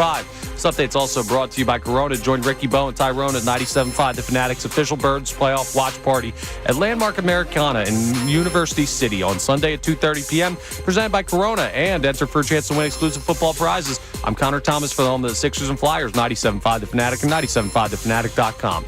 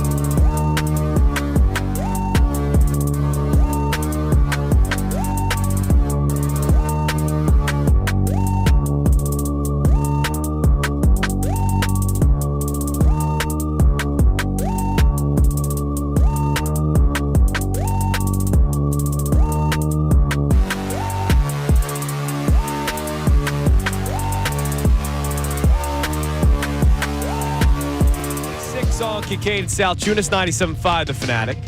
All right, so NFL.com. They have a team of editors who do the weekly game picks for them. So there's 4 of them. They put together a formula to come up with the confidence ranking for the Super Bowl odds for the 8 remaining teams in the NFL. So here's what they did. They obviously used all the information that they have about the teams, the course of the 18-week regular season, the strengths of the teams, the weaknesses of the teams, home field advantage, all that kind of stuff. They also went into the potential path to the Lombardi Trophy. So they write, through the power of mathematics, we combined the ballots to build a consensus. Here is the aggregate pecking order presented in countdown fashion. So at number 8, who do you believe has the lowest confidence score? The highest score you can get is 40. Who do you guys believe? Correct. Texans. Houston. I don't think it's close. They have a confidence score of 5 points out of 40. Who do you believe is second lowest? Rams. Washington. Washington is correct. Wow, I thought they were all high on Washington. Yeah, but they think they're running into the buzzsaw that is the Detroit Lions, and I agree with them. The Rams are 6th. So it's just a switch of those numbers. Texans score is 5 out of 40. Commanders is 10. Rams is 15. Okay. They have the Eagles 5th. That's stupid. Oh, we'll get to it. Hold on. It's stupid. Bills 4. Ravens 3, Chiefs 2, Lions 1. So I'll read to you what they wrote about the Eagles, and then I will tell you why I think their reasoning makes them totally wrong putting the Eagles 5. Philadelphia's offense features all-world playmakers and the best offensive line in football, but this team is truly defined by its defense. Since the Eagles' early bye back in Week 5, Vic Fangio's unit has performed at an elite level, allowing just 14.6 points and 255.1 yards per game. That's outrageous. Now in Sunday's 22-10 smothering of Green Bay, Philly did lose linebacker Nakobe Dean to a season-ending injury. That hurts, but the Eagles still have potent playmakers on each level of the defense, including first-team All-Pro linebacker Zach Bond, second-team All-Pro defensive tackle Jalen Carter, and a pair of dynamic rookies in Quinyon Mitchell and Cooper DeJean. If defense truly does win championships, this team is the team to back. Now, here's why I think this mathematical equation is so off base. The Bills and Ravens should not be higher than the Eagles. Neither one of them has a better chance to go to the Super Bowl because they're facing each other. Correct. They're facing each other Sunday. So one of them. Sunday.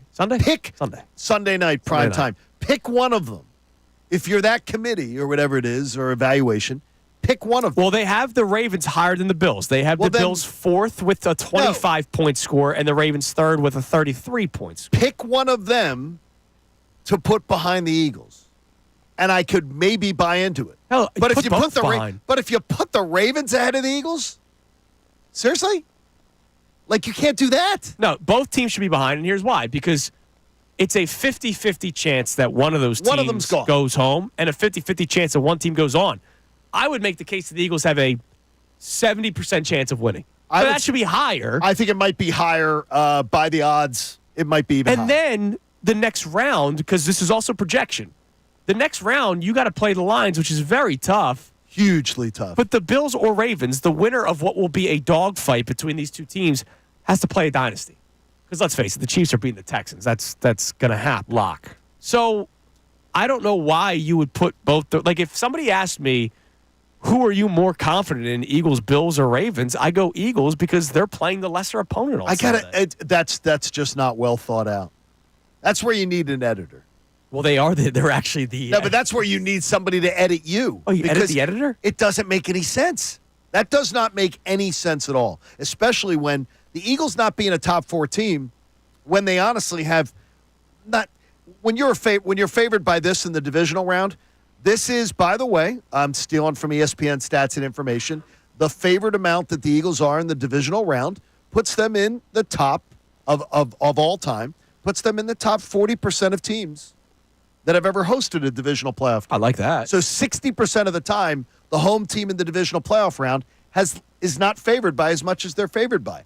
This is not a free pass to the divisional, to the NFC Championship game, but it's better than most. It is better than most. Better than most. And by the way, they do mention these Super Bowl odds, and they do have the Eagles' third best odds, and yet they have them behind the Bills and Ravens. Here's the only thing I would say to you is I do believe going through Kansas City, it's going to sound stupid. I think it's an easier path than going through Detroit. I agree with you. Oof, you really? I agree. Yes, No, I do. I agree with him. Oh, I agree with him. no, I think it is. The Lions have been the consistently better team all The season. Lions long. have been so much better than the Chiefs. Look, I'm not saying that the Chiefs are going to lose, but it's not even. Come on, Connor. the All Lions year have been the long, consistently Lions better have been team. Starting so to much sound better. like Brandon Gunn. No, we're going not. through No, Foxborough. Brady's no, not they're that winning. good this year. No, they're winning everything. They're winning. The Lions they've been winning everything all year long versus the Chiefs. It's like in every single thing they're better Yeah. than the Chiefs. Now you can say history would tell you. No. Yeah, history would tell you. History would tell you that history would tell you is we're basing on who's been better this year. The Chiefs and the Lions isn't even a discussion. No, Lions have been better all season long. They've been the clear-cut number one pretty much all year. All right, what do we have on the text line, Mr. Thomas? Today's topic, how do you balance the hunger for the Super Bowl and still enjoying the win? Because if I told you, or if I asked you, can the Eagles win the Super Bowl playing the way they did offensively this past Sunday, I would say that odds are most people would say no, they can't. But they're not expected to play that way every single Sunday. Nobody should expect the offense for it to continue to look that way. They should expect the offense to come back to the form that we are accustomed to seeing, which led to a 10-game winning streak. Yes. What do we have on the text line? Eddie from Florida says, John and the older Eagles fans have been through a lot of ups and downs over the years, so we appreciate every Eagles playoff victory. There's a younger Eagles fan movement that has been very, very spoiled as of late. They need to understand that it's not always been this good and enjoy every moment this year, even when the wins don't look perfect. Eddie, can I give you the virtual fist bump? You're giving it to him. I'm watching it. I can tell that's what it is. I just gave it on YouTube. Maybe he's there. watching on YouTube, and he gave me the fist pound back. I don't know. I mean, look, it's they don't do the explode, by the way, anymore. They Don't have do the not explode. reached anywhere near like Sixers territory where it's like, okay, wake me up. When? No. Like that's the thing. Like this, the Sixers, if you wake up, you're Rip Van Winkle. the Eagles are not at that point where it's like they have to win a Super Bowl this year or all's a failure. No. Go back to your initial expectations. For us, it was competing for an NFC Championship game. You had it solidified in stone that it was happening. Now For you are next Monday. You are going to laugh. You are going to laugh a little bit, right? That it all sort of came since the summer, man. Pencil it in. Since we started doing the show back in March, you guys had a pregame that. show because I just think last year was such an oddity.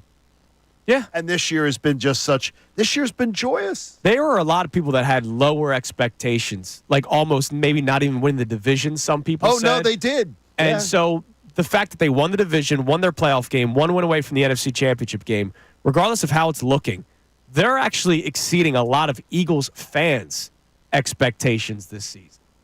That should be celebrated, man. That should not be forgotten. Gosh, I love it. All right. You can climb in at 610-632-0975. Don't forget our man, the coach, Herm Edwards, will be joining us coming up at 7:55. Just a ball of energy, Herm Edwards is. So we'll talk to Herm coming up at 7:55. Coming up next, A.J. Brown did not practice yesterday. However, he did speak to the media. So he talked about his knee. Hear A.J. Brown himself talking about his knee. And, of course, a little bit more about inner excellence. You'll hear from A.J. Brown next. It's Kincade and Salciunas here on 97.5 The Fanatic. Tyrone Johnson.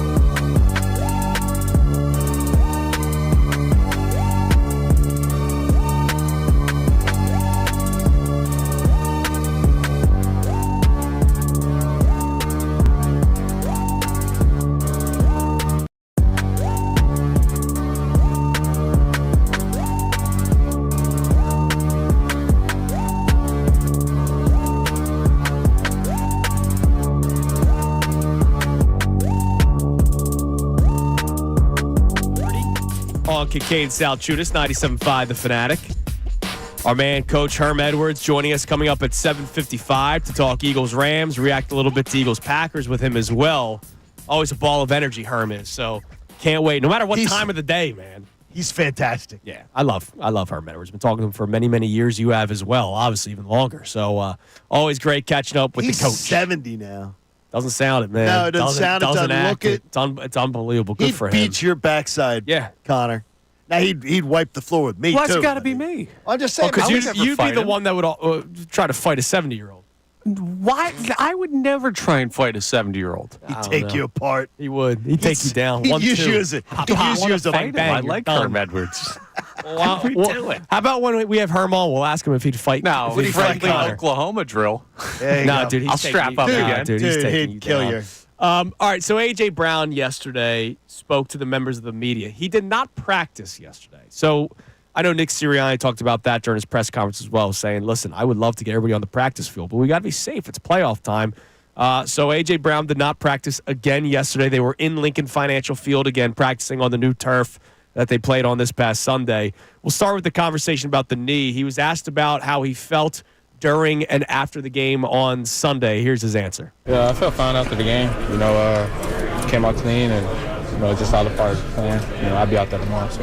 No, I was fine, moving around fine. I was open. And, So he said he'll be out there tomorrow. So that means he's practicing today. Yeah, well, last week, he wasn't out Thursday. He was out Friday.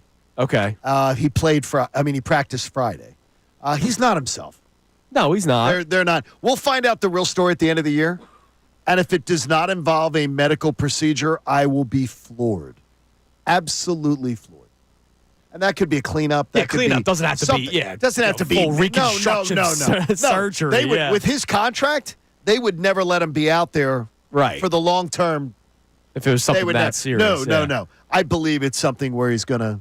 You just he'll got to have a hope that it doesn't procedure. hamper him too much where Right. he can't be effective, period. Correct. It'll be interesting to see just how banged up the knee is by the game plan on Sunday. Do Oh. they get Devontae Smith even more involved? Yes, B-Gun brings up an interesting point, though. We were all talking about surgery for Hurts last year with the lower shit, body that's injury, and he never got anything. Yeah, he never had one. Yeah, sometimes rest is good. Just don't participate in like a off-season tournament of some sort. All right. Remember, Jalen played in the flag football last year during the Pro Bowl. Remember that? Like, everybody was confused by that. I was. I couldn't understand it. Because It's flag football. I watched. Yeah, No, he's but still- he's it's still different. dancing. What are you doing? It's Still different dancing than the around. Olympics. No, I know, No, but it's he's like, still what are dancing you around. doing? Yeah, you're like, I Like- thought you, but it never led to surgery. To Hey. B-Gun's point. At least he didn't play in the Olympics. He cared about his teammates, so I'm going to give him that. Well, he played in the Pro Bowl. I'm gonna man. give him that How one. much did he care if he played in the Pro Bowl? The Pro Bowl. Of course. So this week's been an interesting week about inner excellence. The book Inner Excellence. We've talked about it. We've had more fun with it. I think most people here locally have had fun with it, but nationally, it is still grabbing more and more people's attention. We played a clip from Stephen A. Smith the other day, and I apologize for doing it. We played a clip from Stephen A. Smith the other day talking about how his confidence is waning on the Eagles, and he brings up the book like as one of the reasons why he's losing confidence in the Eagles. Like, people are just using anything to find ammo to go against the Eagles, and now we're using inner excellence. So here's A.J. Brown. He talked about it, obviously, on Sunday after the Eagles win because that's when it started going around, but he talked a little bit more about the reaction that he has heard or has been told about so far this week. none of that stuff really matters. I'm continue to be myself. I'm not pretending. It's not a facade or anything, So, who cares who don't like it, I'm a 3-time All-Pro. Yes, I'm going to pop my Something like That is what it is. That is what it is, and, I do that for myself. I don't care nobody. Like, I'm not a distraction, So, most importantly, I go out there and do my job. So all the other it don't matter. I love that. I'm a 3-time All-Pro. Yeah, I'll talk my bleep. Yes. Damn right, man. Yes. That's why when I hear that clip, Chase Daniel and James Jones saying that A.J. Brown is being held back in Philadelphia, that 3-time All-Pro, all three of those here, Yes. not in Tennessee. No. Not with Ryan Tannehill. I mean, honestly, there were Eagles fans in Vegas. We were there the night they made that trade. Mm-hmm. And there were Eagles fans that were all around, and we were with the Philly sports trip out to the draft. Damn right. And they were people Googling A.J. Brown, didn't know who he was. In the traveling party of the Eagles, They knew his name, Yeah. but they didn't know him.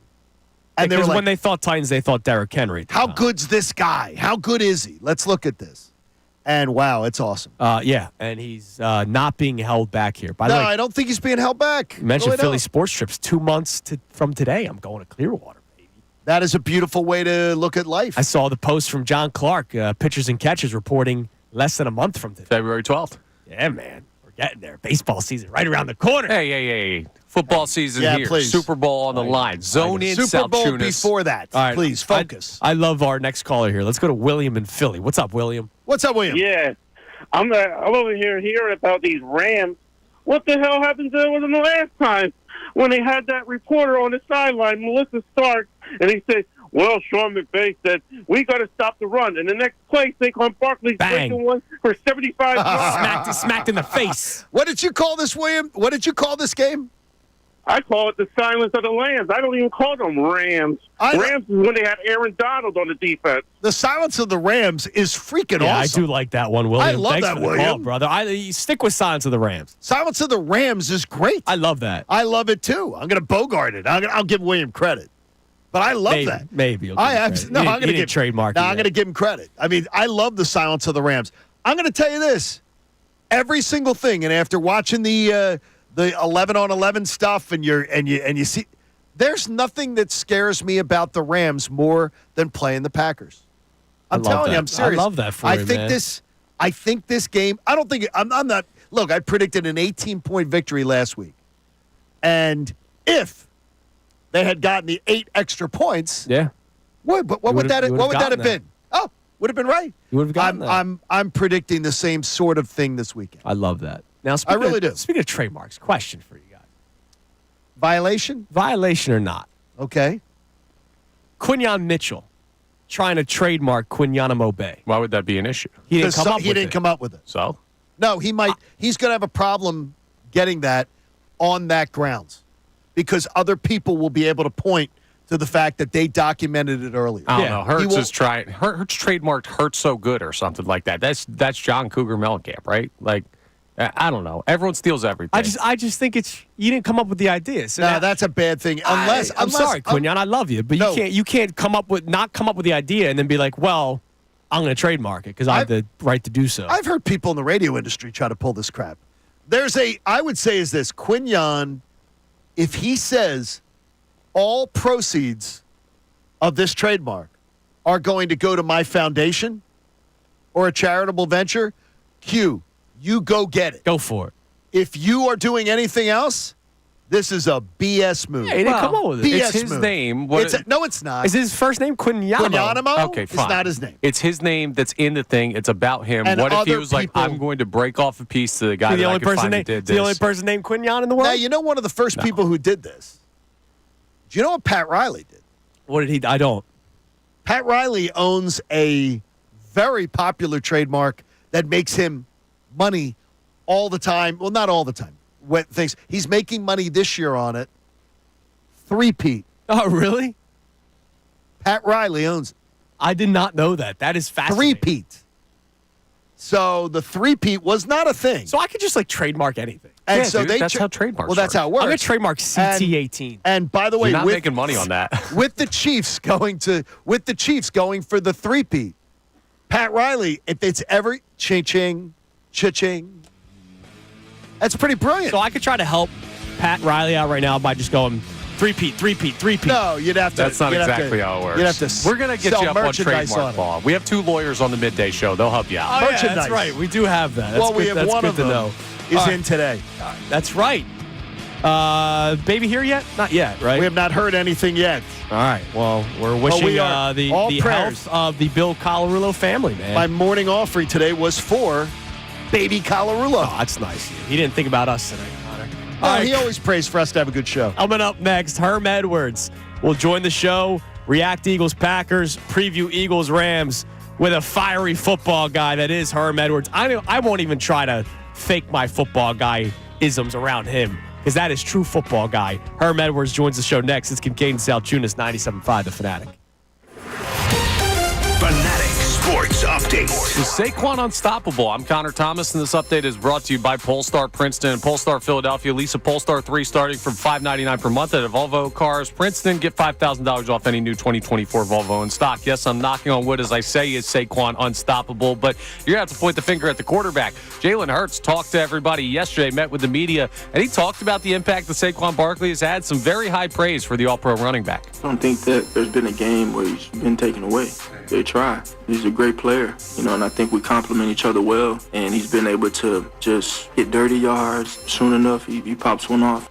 So when the Eagles play the Rams on Sunday, 3 p.m. at Lincoln Financial Field in the NFC Divisional Round, they'll be looking to Saquon heavily, especially with some concerns with the passing offense. Saquon went for 255 on the ground in the Eagles' Week 12 win over the Rams in L.A. The Sixers fell to the Knicks 125-119 in overtime. Jalen Brunson 38 for New York. The Flyers play the Islanders tonight, 7:30 p.m. That game live here on The Fanatic. We'll talk to the coach, Herm Edwards, coming up next. This update's also brought to you by Bradford White Water Heaters. When you need a new water heater, choose one that's built to be the best. Choose Bradford White. I'm Connor Thomas for the home of the 76ers and Flyers, 97.5 The Fanatic and 97.5thefanatic.com.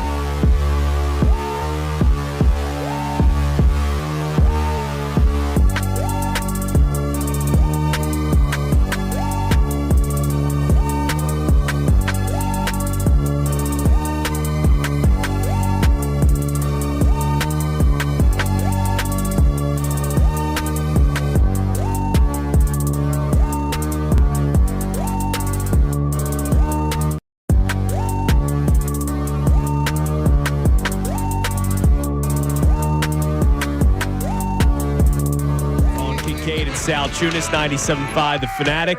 Today's show being taken over by Polestar, Philadelphia, and Volvo Cars, Princeton. And let me tell you about the deal of the week. Get the open to close lift ticket to Camelback Mountain for just $40. 12 hours to enjoy 39 trails, fully lit night skiing, and high-speed lifts at the largest ski resort in the Poconos. Get this exclusive offer while supplies last at 97.5thefanatic.com. You know who could probably go the whole 12 hours on the slopes? Who? A guy like who's probably already gotten a workout in this morning. A guy like Herm Edwards. Oh, yeah, probably. He probably could. Let's head to the Comcast Business Hotline. Every day in business is a big day. Let Comcast Business help you move forward with what's next. From ESPN, you know him. We love him. Our man, the coach, Herm Edwards, joins us. Herm, good morning. Good morning, guys. Obviously, we're in playoff competition now, and some of these are rematches, actually, during the season, or let's say the Philadelphia Eagles, in the fact that I hate to say this, but 2002, when they played the Rams in the playoffs, they lost 29-24. So hopefully most of these guys weren't there then, so they don't know anything about yeah, let's hope that won't be a redo this upcoming Sunday. Let's start with this past game against the Packers, Herm.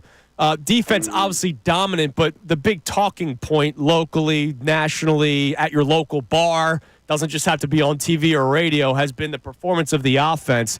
What did you make of Sunday's victory for the Eagles over the Packers in the wild card round?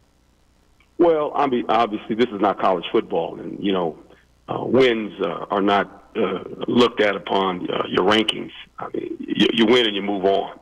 I thought it was an important win for Philly. I had anticipated that the offense would struggle in the passing game. Quarterback's been out for a couple of weeks. They've got to find a way to get that going, obviously.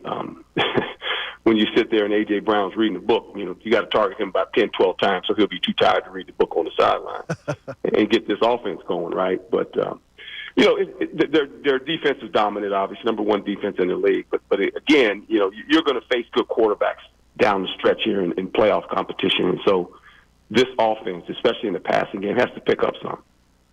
Coach, when you look at this Eagles franchise and you look at a coach who constantly has been either critiqued or made himself sort of the center of attention, when you look at Nick Sirianni, what do you see? What do you admire? And what would you sort of give him some advice, maybe if you had some, to change?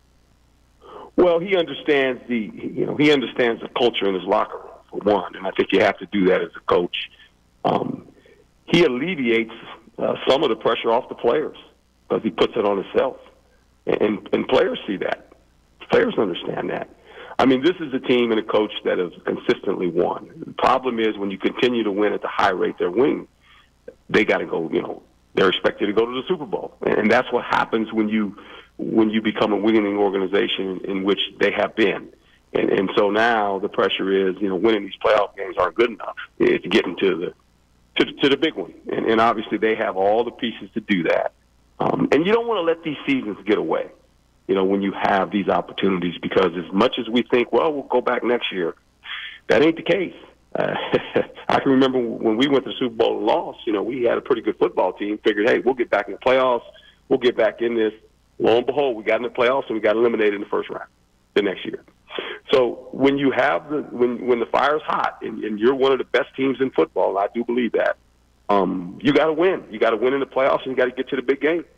You're listening to 97.5 The Fanatic, WPEN and WPEN HD1 Burlington, Philadelphia, Beasley Media Group station, broadcasting live from the Comcast Business Studio, powering possibilities. You mentioned that it's a rematch of a regular season game between the Eagles and Rams. The last time they played, Saquon ran for 255.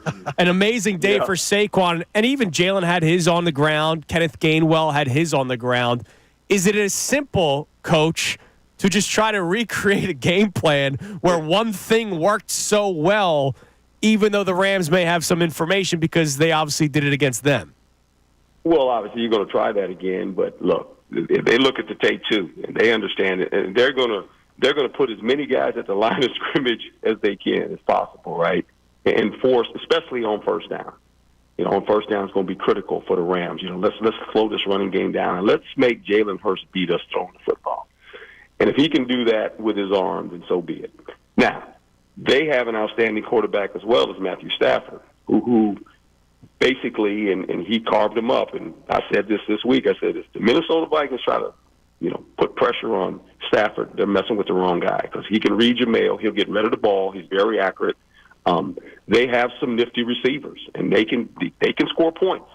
Now, if you're Philly, this is why you have the number one defense. You should be able to rush in with 4, put pressure on him, do some things to take those routes away from these receivers, and then, get in a game where you control the tempo of the game. Don't get in a game where you're playing catch-up, because there lies the problem. They can rush the quarterback too. They got some good pass rushers now. So don't let that be the game you get into. Coach, how much do you believe in the physicality advantage of an Eagles line of scrimmage versus the Rams, that the physical nature of the game will wear them down in the second half? Well, I believe that, and I think they got a dominant front. When Jalen Carter's going and Williams is going, they can bring pressure. They've got a good secondary. So there's a reason there's a number one defense. But that front, when that front 4 is going and it's humming, you got problems now. And I think they will be. I think these guys understand, where they're at. They understand what kind of team they are. I mean, they're not looking ahead, but guys, this should boil down to one thing. They're going to see the Detroit Lions at the end, it looks like. If you put the 2 best teams that play consistent most of the season, it's those 2 teams. And so now, there's a team in their division with a young rookie quarterback that's not afraid of anything. I know that because I coached the kid, and that's Washington. But I just think Detroit right now, if you look at the body of work, and if you look at the Philadelphia Eagles' body of work, they're probably the 2 best teams in the NFC side of it. Coach, how difficult is it for Vic Fangio, defensive coordinator of the Philadelphia Eagles, to come up with a game plan, not just X's and O's, but also you lose your signal caller, Nakobe Dean, for the remainder of the playoffs. You got to find somebody else now to wear the green dot. How difficult is that from a communication process during the week for game day? Well, it's difficult, but look, they've had contingency plans. I mean, you're always a step ahead of that. You always have to realize that if this guy goes down, who's next, or what do we do? So Fangio's a veteran coach. It's not like, okay, we can't use the guy. You can use the guy. The guy's a tremendous football player. But you always have to ask yourself, you always tell players this too, sometimes when you're practicing and doing things, okay, these 3 guys are out, you guys are in. Because you tell players, hey, you're 1 step away from having to go in the game. 1 step away. You're 1 play away, and you might have to go in the game. Are you ready to go in this game? So they have prepared for this. They hate for it to come. But with that being said, you got to call your defense. You got to find a way to get it in there, and they will. They'll be able to function. Gut instinct, Coach. Do you think it would be the Eagles are the kind of team that is built to go into Detroit and win a game if that's what they're required to do? I do, because they can run the football. They can run the football. And you have 2 runners. You got to deal with 2 of them. And you mentioned Jalen Hurts. You got to deal with him too. When he's going and Saquon's going, it's 11-on-11 football. And that's a problem. When you have a running quarterback, you make it 11-on-11. Generally, it's 11-on-10 because the quarterback sits in the pocket. That's Jared Goff. He wants to play from the pocket. Matthew Stafford wants to play from the pocket. They'll lead, but that's not their intention. Their intention is let me run the offense. I'm the conductor of it. I don't need to do anything special with my legs. Where Jalen Hurts now, and we mentioned my other guy, Jaden Daniels, that's a problem. That's 11-on-11 football. Every time they go back, you got to have a spy player on that guy. You got to have a guy in the rush or in the back end of your defense as a linebacker, somebody spying him, understanding that, hey, man, he's going to go back here, and if he takes off, we got to go tackle this guy. Because it's not 3 or 4 yards. It could be 20-yard game. Coach, listen, man, we appreciate the time as always. Johnny, what's up? And, Coach, I know how much you are attached to the state of California. Yes. And how much has been going on out there. How everybody that you were associated with, okay? Everything? Is there anything? Yeah, for the most part. Yeah, we're about 200 miles away from it. We're up in Northern California, like Central California. But I tell you what, guys, when you watch the news every night, I mean, think about this. Whole communities are wiped out. I mean, it's not like one house. It's like a whole community. I mean, how do you regroup from this? I don't know. I have no idea, man. It's sad to see. It really is. It really is. And our hearts go out to everybody. Coach, listen, Thanks, we Coach. appreciate the time as always, man. Enjoy watching some football this weekend, and we'll talk to you again down the road. My pleasure, man. Thank you. There he is, the coach, Herm Edwards on the Comcast Business Hotline, where every day in business is a big day. Let Comcast Business help you move forward with what's next. He seems pretty confident for the Eagles on Sunday. Yeah, he does. It almost sounds, Connor, does that make you feel a little more like just wow? I mean, here's the thing. Like, I feel good about the Eagles Sunday. I think they're the clearly better team in this matchup. Just like there's this X factor that you always bring up with great quarterbacks in the postseason, and that's what like Stafford and McVay kind of create. Yeah, McVay together. and Stafford are Super Bowl winning coach quarterback. But, you know, you hear Herm Edwards say it. Like, look, there's one thing you can't do against Stafford. That's bring just pressure all day, which that's not what Vic Fangio does. Nah. They've already had a game plan that has slowed down Matt Stafford and the Rams offense. And I just don't see how the Rams defense stops the Eagles rushing attack again. I just really don't. With McVay, and I know you'll call him the boy genius. Yes. Like, Liv is like the part of the honor code at my daughter's high school is that they always support Marist people. Okay. Well, Sean and her graduated from the same school. And she goes, to hell with that honor code. Yeah, dude, there's She said, there's no way. honor. This weekend, there's no honor. She's not supporting Sean McVay this weekend. Yeah, no, She wants to see him cry on the sidelines. Damn right, man. I mean, no, she is violating the honor code that the Marist people supposedly keep their whole lives. No, they're being forced to do that honor code. She says they're done with it. I'm more proud of her for going against it. Oh, she doesn't care. She's not going with everybody else. No. She's going against the grain. No, she's saying she was going to do something. She's not doing it. Good job, Liv Kincade. All right, coming up next, we continue our discussion. We'll check our text line, but also today's headlines. Connor was out yesterday. He's back in today. You'll hear today's headlines with Connor Thomas coming up around 8:15. It's Kincade and Salciunas on a Thursday morning, 97.5 The Fanatic. The Philadelphia 76ers.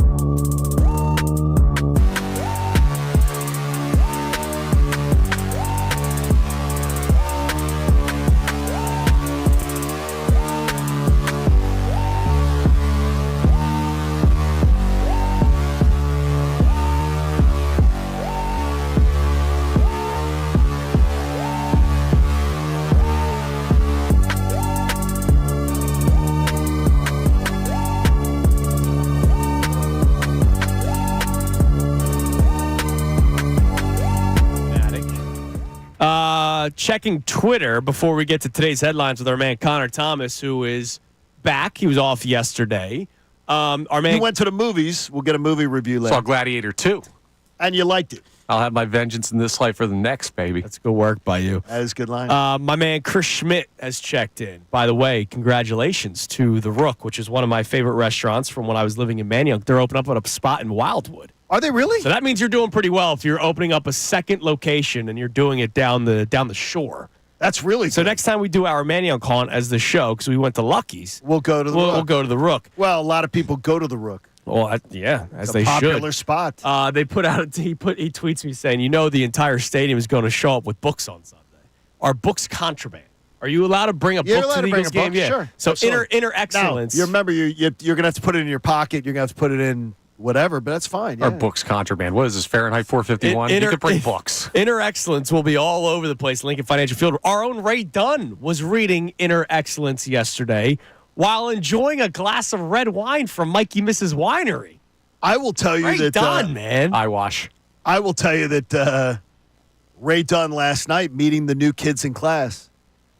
They knew Andrew Salciunas was a Temple guy, Yeah, but I'm an old head now.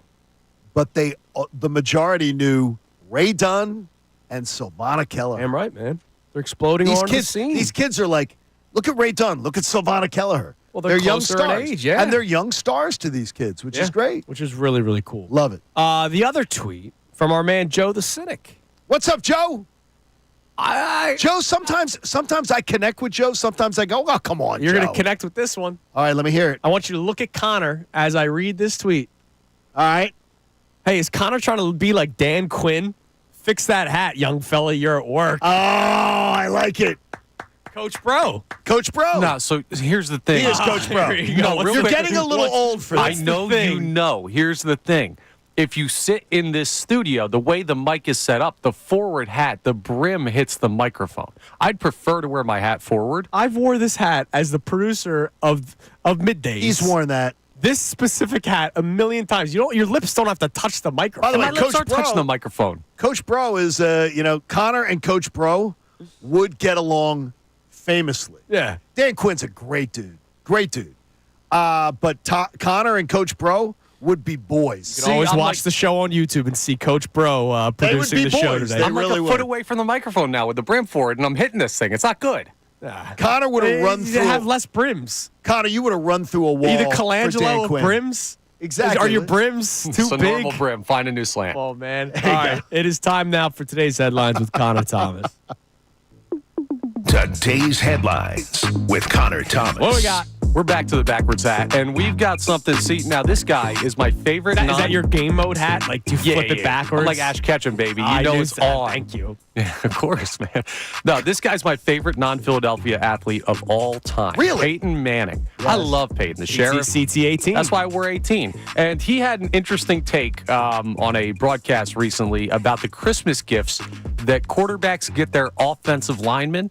And it's the first time where I got to be like, yo, dude, you're way off on this one. Here's what he had to say. It's not a Christmas gift. You have to block well to get a gift. A couple years, like we didn't make the playoffs, I didn't get my guys anything. Like you didn't block that well. So you don't feel obligated, quarterbacks. If your team doesn't make the playoffs, you have to get them a gift.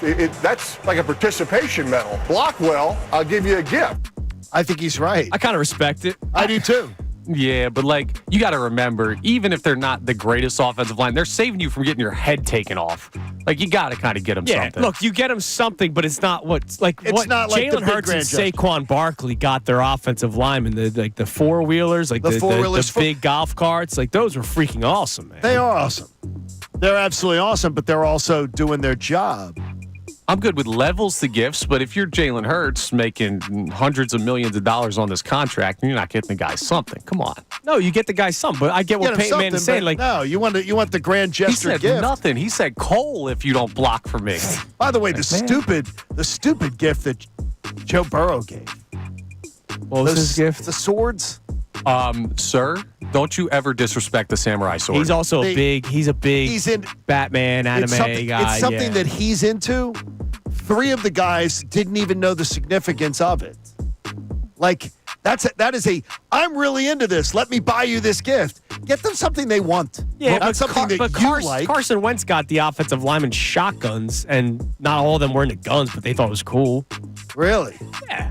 Yeah, guns and swords are sick. I mean, and plus, if you don't have a samurai sword, what's Randy Jackson going to sign? Use them responsibly, everybody. What else we got? So, speaking of quarterbacks and doing things maybe a little bit out of their normal character, Jalen Hurts was a little bit active on social media this week, which is something we do not see a lot. Like never. And the reason he was active is something that you heard a little bit post-game from him, where he mentioned, Quinyon Mitchell, first career interception, a big point in the playoff game.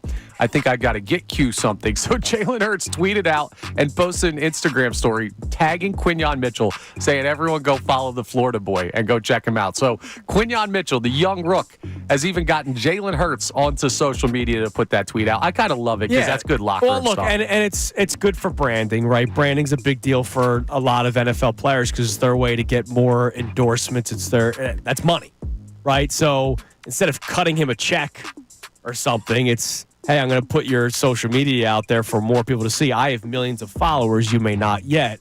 So that's a good move by Jalen Hurts. Yeah, you like that, Johnny, or is it? I'm fine with it. Yeah, I'm fine with the unity. Yeah. I think Jalen is a lot more aware now. This year. Yeah, this year compared to last year. And you know what? That's great. Like, I applaud him for it. I think It that's absolutely great. is. We'll round out with this. How do you balance the hunger for a Super Bowl, which we all have? Expectations are through the roof with this team. But also just the straight-up joy of a playoff win and the week leading up to another playoff game. I'm going to stand by my take. I'm cool with people not being that excited over the win over the Green Bay Packers or even being overly critical, because you should expect a Super Bowl from this team. We should expect a championship. I'm done with the whole, we enjoy this. And I know that might make me sound spoiled, but that's how I came up. This team's been close a lot of times. We've only got one. You should have more. So guess what? You should expect to win in the wild card round and the divisional round. This is business as usual. No, I agree. These two but it's be the expected. but it's the people that were miserable by the performance. That's is too why far. we're asking the question, Exactly. How do you balance the expectations of a Super Bowl while also just straight up enjoying a win? Now, I want to talk on this a little bit because my mentality after this game against the Packers is much different than my mentality early on in the season when they didn't necessarily play their best and still won. Sure. But I have reasons behind it, and I hope once I explain my reasons, there are some fans that go, you know what? That is a good way to look at it. So we'll get into that coming up next. Good job, Connor, with today's headlines. You can answer the question, how do you balance the expectations of a Super Bowl, but also still trying to find ways to enjoy playoff wins, which a lot of people haven't done this week? You can climb in at 610-632-0975. It's Kincade Salciunas here on 97.5 The Fanatic. Fanatic Sports Update. No slowing down Saquon. I'm Connor Thomas, and this update is brought to you by Polestar Princeton and Polestar Philadelphia. Lease a Polestar 3 starting for $599 per month, and at Volvo Cars Princeton, get $5,000 off any new 2024 Volvo in stock. The Eagles are getting closer to their matchup with the Los Angeles Rams Sunday, 3 p.m., Lincoln Financial Field. And there have been questions about the passing offense after an underperforming game against the Green Bay Packers. But Jalen Hurts was looking more at the running game and what Saquon Barkley has done all year. I don't think that there's been a game where he's been taken away. They try. He's a great player, and I think we complement each other well. And he's been able to just hit dirty yards soon enough. He pops one off. He certainly wasn't taken away the last time these two teams met up back in Week 12. Saquon went for 255 on the ground in the win over the Rams in L.A. The Sixers fell to the Knicks 125-119 in overtime. Jalen Brunson 38 for the Knicks in the win. The Flyers play the Islanders tonight at 7:30 p.m. That game live here on The Fanatic. This update's also brought to you by Bet365. Whatever the moment, it's never ordinary at Bet365. Download the app today. I'm Connor Thomas for the home of the 76ers and Flyers, 97.5 The Fanatic and 97.5thefanatic.com.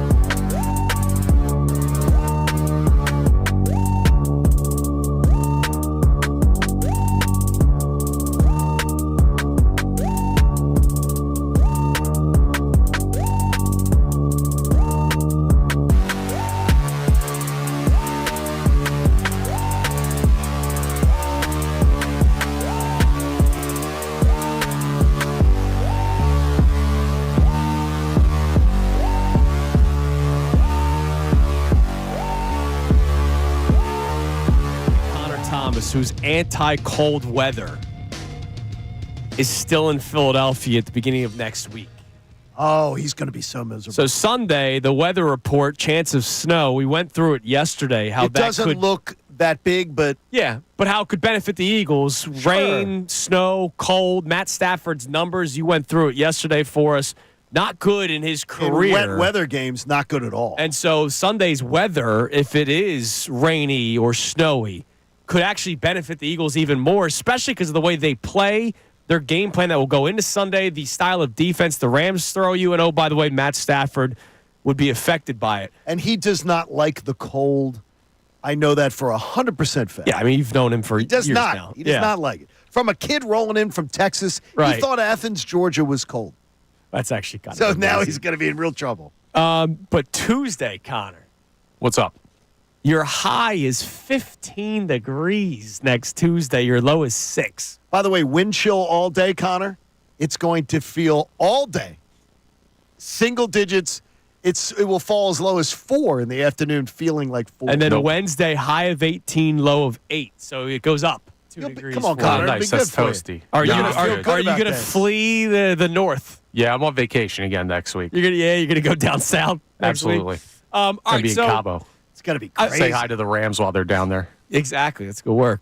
I want to see if this helps some Eagles fans. So, Johnny, if you remember, we're going to go in the Wayback Machine, all the way back to the Eagles-New Orleans Saints game, where the Eagles won.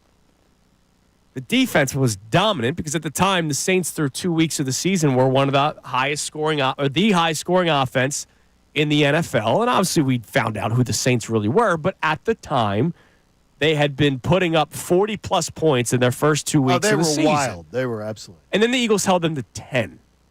And that defense was like, whoa, okay. This defense is showing us something here. But that was Eagles, the Jalen Carter breakout game. Correct. But the Went Eagles' nuts. offense was abysmal that game. Sure. The Eagles' offense was doing nothing. It took a big Saquon Barkley run in the third quarter, and it took the big Dallas Goedert. Jalen Hurts checks into the play, very much like this Packers game, checks into the play for Dallas Goedert, and he gets the big play downfield. And I still remember coming in the very next morning, and I was not happy because the season was about getting to the NFC Championship game. And through the first 2 weeks of the season, I did not have enough data for me to say, hey, that's an any given Sunday kind of win. I did not have that data. Nick Sirianni, this is still coming off of the collapse. This is coming off of countless conversations about whether or not Nick Sirianni should have kept his job. This was coming off of conversations about Jalen Hurts and his leadership qualities. This was coming off of conversations of Sirianni and Hurts together and whether or not their relationship is good. We had no knowledge of this defense just yet about how dominant they could be. We were excited about Saquon Barkley, but we weren't sure if he was going to be the Saquon 2K that we've seen so far this year. So at the time, I thought it was very still okay to question how successful this Eagles team could actually be. It would be. You could ask that question, and all the data that was given at the time, you should have questioned it. So for anyone coming off of the Eagles-Packers win, having a similar feeling, I understand where you're coming from. I had that feeling in week 3. But what have we learned, John, since week 3? What have we learned, John, since the bye week and the beginning of the winning streak starting in week 6 against the Cleveland Browns? That is why I don't agree with the reference that people can feel that way this week. I'm saying I get where they're coming from, but, no, but I don't, they're wrong in thinking it. I don't get what they're coming from. Because at that point, you didn't have enough data. Mm-hmm. When you've got enough data, when you have enough data in the bank, when you've seen enough, you're supposed to feel differently. Yeah.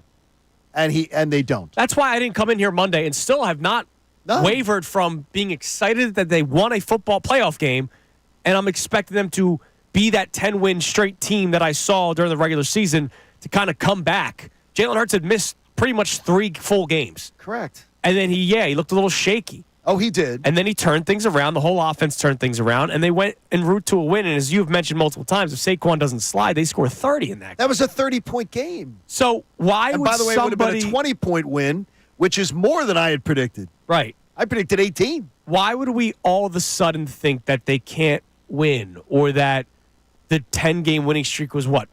Fraudulent? Like, I don't know how people still on Thursday are not necessarily fully ready to go for Sunday. I don't get it either.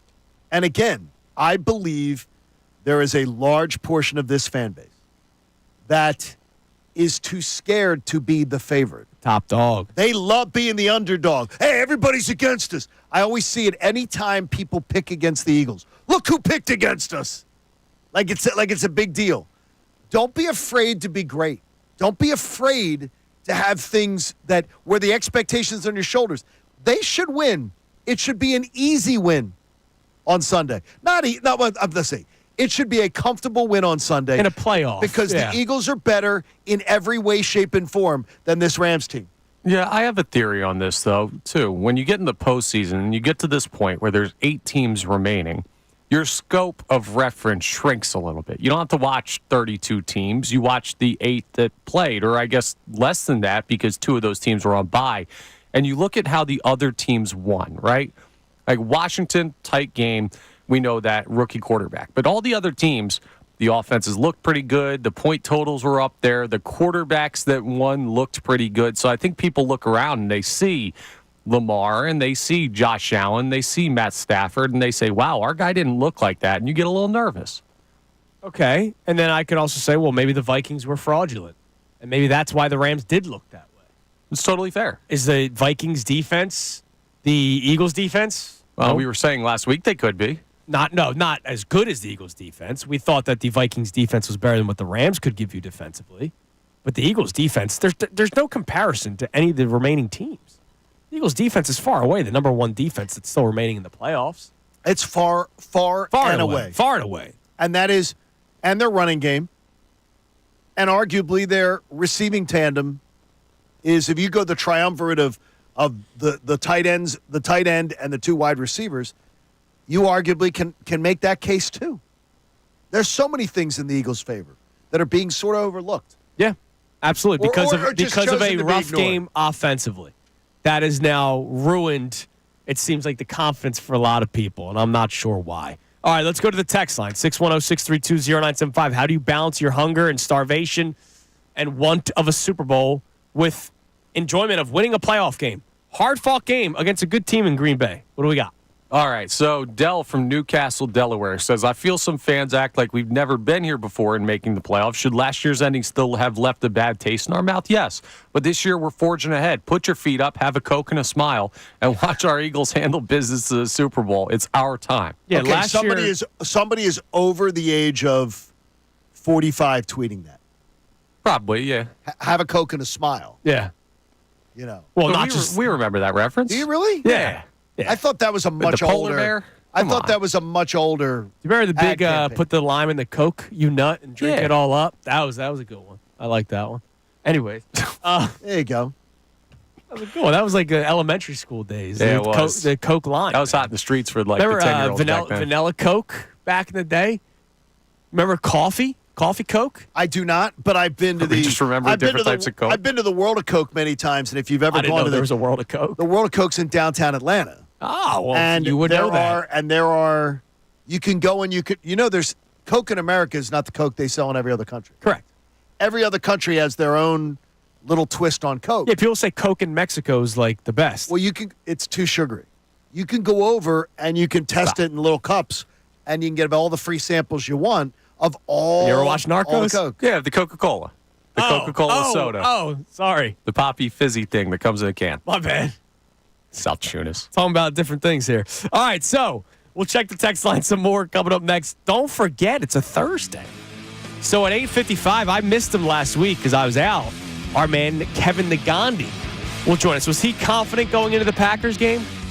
I honestly thought he was a little soft. Really? Yeah.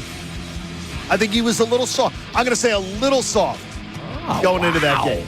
I'm just saying, Phoenixville, maybe not as tough as Delco. Wow. He was a little like, I'm a little worried. I might have to tell him that you said that. Well, see what his reaction if is. you did, it'll be a little different. All right, coming up next, though, how would you rank the remaining teams in the NFL playoffs? We told you that confidence ranking thing that was out there on NFL.com.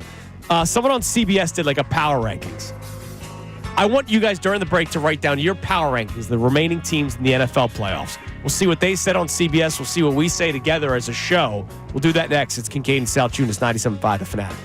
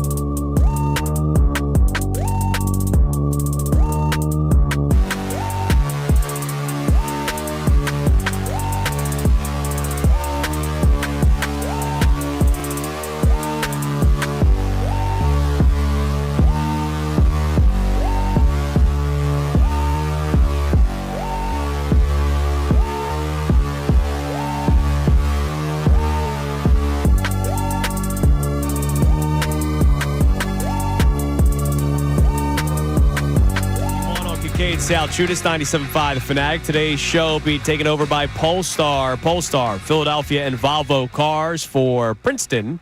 Connor, let's check the text line before we give our own rankings of the remaining teams in the NFL playoffs, because I'm curious to see just how high up you have the Eagles, and I'll compare it to what CBS did this morning. But, Connor, what do we have in the text line on our topic today, where we're trying to figure out how somebody can balance the expectations of a Super Bowl, but then still finding joy from winning a playoff game? Because I don't think there was enough happiness this week, which is odd to say, but John, they won a playoff game. Isn't that odd to say? I don't get it. I haven't understood it all week. I never understand not enjoying big moments like this. Strange day. So it'll hopefully get better. So what do we have on the text line, Connor? Marcus from New Hampshire says people need to just relax and realize this is the playoffs. All that matters is the score at the end, and nobody cares how you get there. If the Eagles play the next 3 games like how they did against the Packers with the same result, we're going to celebrate. The playoffs are a different animal than what we're used to. Yeah, I mean, you're right. If it's, I saw a tweet yesterday. The guy was saying it, like tongue in cheek. What was he saying? He tweeted out, "Hey, if the Eagles win the Super Bowl, do you care what Jalen Hurts' stat line is?" No. That's the thing. Like, I mean, come on. If they win 22-10 against the Rams, then 22-10 against the Lions, and then 22-10 against the winner of the AFC, I don't care. Do we care? No, I don't care. Are we worried about next year? I really don't care. Like, can they continue this next year, winning this way? 6-1-0. I skipped the parade in 2017 because the defense gave up too many points to Tom Brady. Yeah, I said, exactly. You know what? This doesn't feel like they actually earned this one. No, they don't deserve it. Did you see what Jim Schwartz's defense did? Yeah, screw this team. I love that day, that parade day. I think that I think the 15-10 win over the Falcons was the one that was the most garbage game that the Eagles have maybe ever won in a playoff. Like, what was it? Take me in, because I remember listening on the app when that was going on. What was the mood after that game? Because they played like trash. You know what? I think it was more confident. I think there was team of destiny talk. Look, when Nick Foles was the starting quarterback, when Wentz went down, I remember saying on the air right away, season's over. And there were a lot of people upset with anybody that had that opinion. So after the win against the Falcons, I don't think anybody truly believed in the Vikings either. I think everybody had the same reaction of, the minute I saw... Glad it wasn't the Saints. The minute I saw the Minneapolis Miracle, I remember going on the next day because all of Atlanta was giving me crap. Of course. And I'm saying, I think the Eagles have just punched their ticket to the Super Bowl. Yeah. Because the way they celebrated, the way Minnesota celebrated that, just getting to the NFC title game. Yeah. I always watch that with teams. Is that the moment? Yeah, look at the Vikings this year. I didn't even put 2 and 2 together till you brought that up. When the Vikings celebrated that win, that Week 17 win against the Packers, and they had as if they won the Super Bowl, and then they pooped themselves in Week 18 against the Lions, and then pooped themselves again with the same underwear or diapers, depending on what they're wearing. I think they changed. They did a double poop, man. They double poop, bro. Yeah, I mean, some teams celebrate as if they win it all, and then it's over. And you look and you say to yourself, "That's too much of a celebration." Yeah, I thought over so, the man. Top. Over the top. But it's funny. I said this to Connor and Bill on pregame last week, just bringing people back down memory lane. It's funny, Connor, not in Fishtown, but I was in Garage Bar on Passyunk. Oh, nice. The day the Falcons beat the Rams in 2017. That led to that game coming together. I thought the Rams win, Eagles are done. The second the Falcons won, I still remember tweeting, "Oh my God, the Eagles are going to move on in the NFC Championship game." And then they beat and then when I saw the Saints lose, I said, "Oh my God, they're going to go to the Super Bowl." And then you're just happy that you're there. And then Nick Foles is the greatest thing ever. Did you both pick the Eagles to win the Super Bowl? Yes. Yeah, absolutely. At that point, I was going. Of course. Yeah. Come on. No, or did you believe it? Yes. Yeah. Okay. Team of Destiny, baby. Team of Destiny, baby. All right, Team of Destiny. All right, how do you rank the remaining teams in the playoffs? It's simple. The John Kincade power rankings. If I was doing power rankings, it's simple. Detroit is 1. Eagles are 2 to me. Chiefs are 3.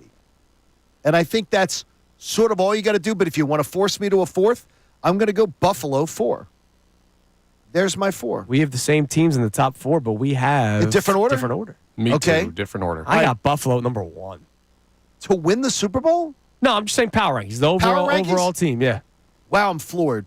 I really like this Buffalo team. This Buffalo team's really good. I have Buffalo 1, Detroit at 2, Eagles 3. I think And now, then Chiefs 4. They're not still an underdog on Sunday, are they? I haven't seen that change. Because they were a -1. Yeah. I mean, they were a +1 No, it's at pick 'em. home. Yeah, I know. It's unbelievable. That's a Ravens line. Hammer Buffalo. But I think that's a Ravens line.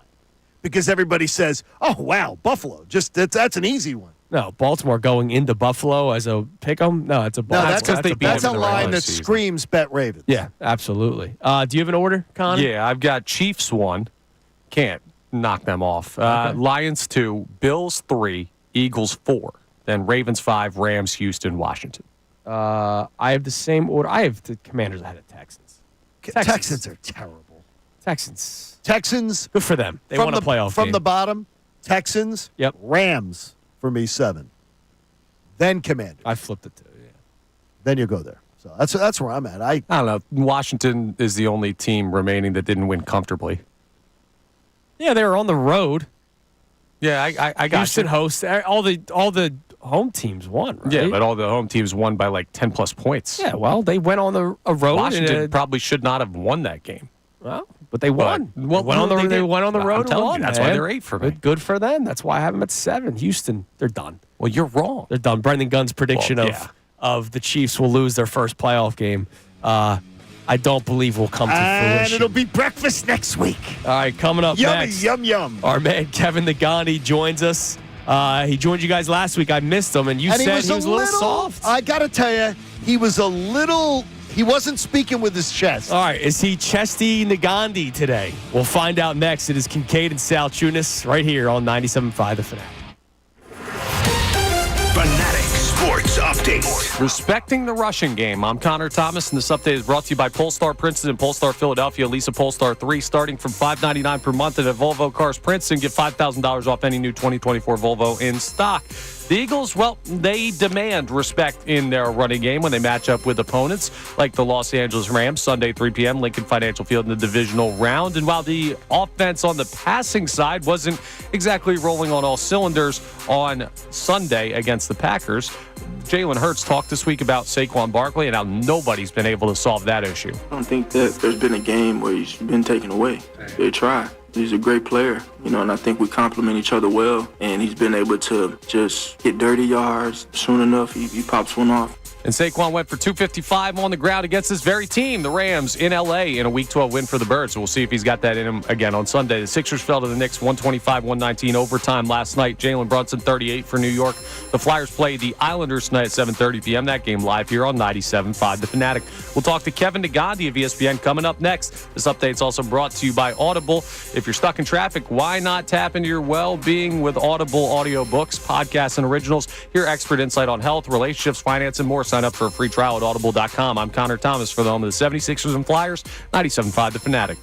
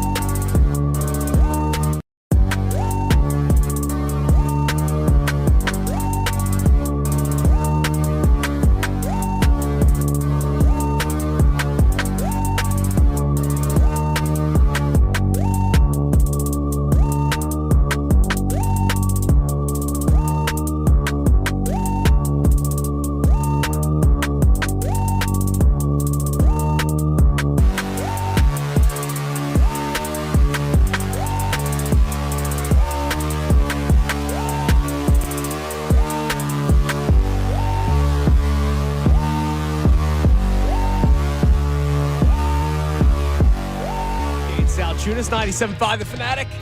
On a Thursday morning, we're getting closer. Johnny, can you feel it? Oh, I feel it. Can you feel it? Yeah, Sunday, I feel it. Sunday, 3 o'clock. We've talked about how much we enjoy the 3 o'clock start, or at least I am definitely in favor of it.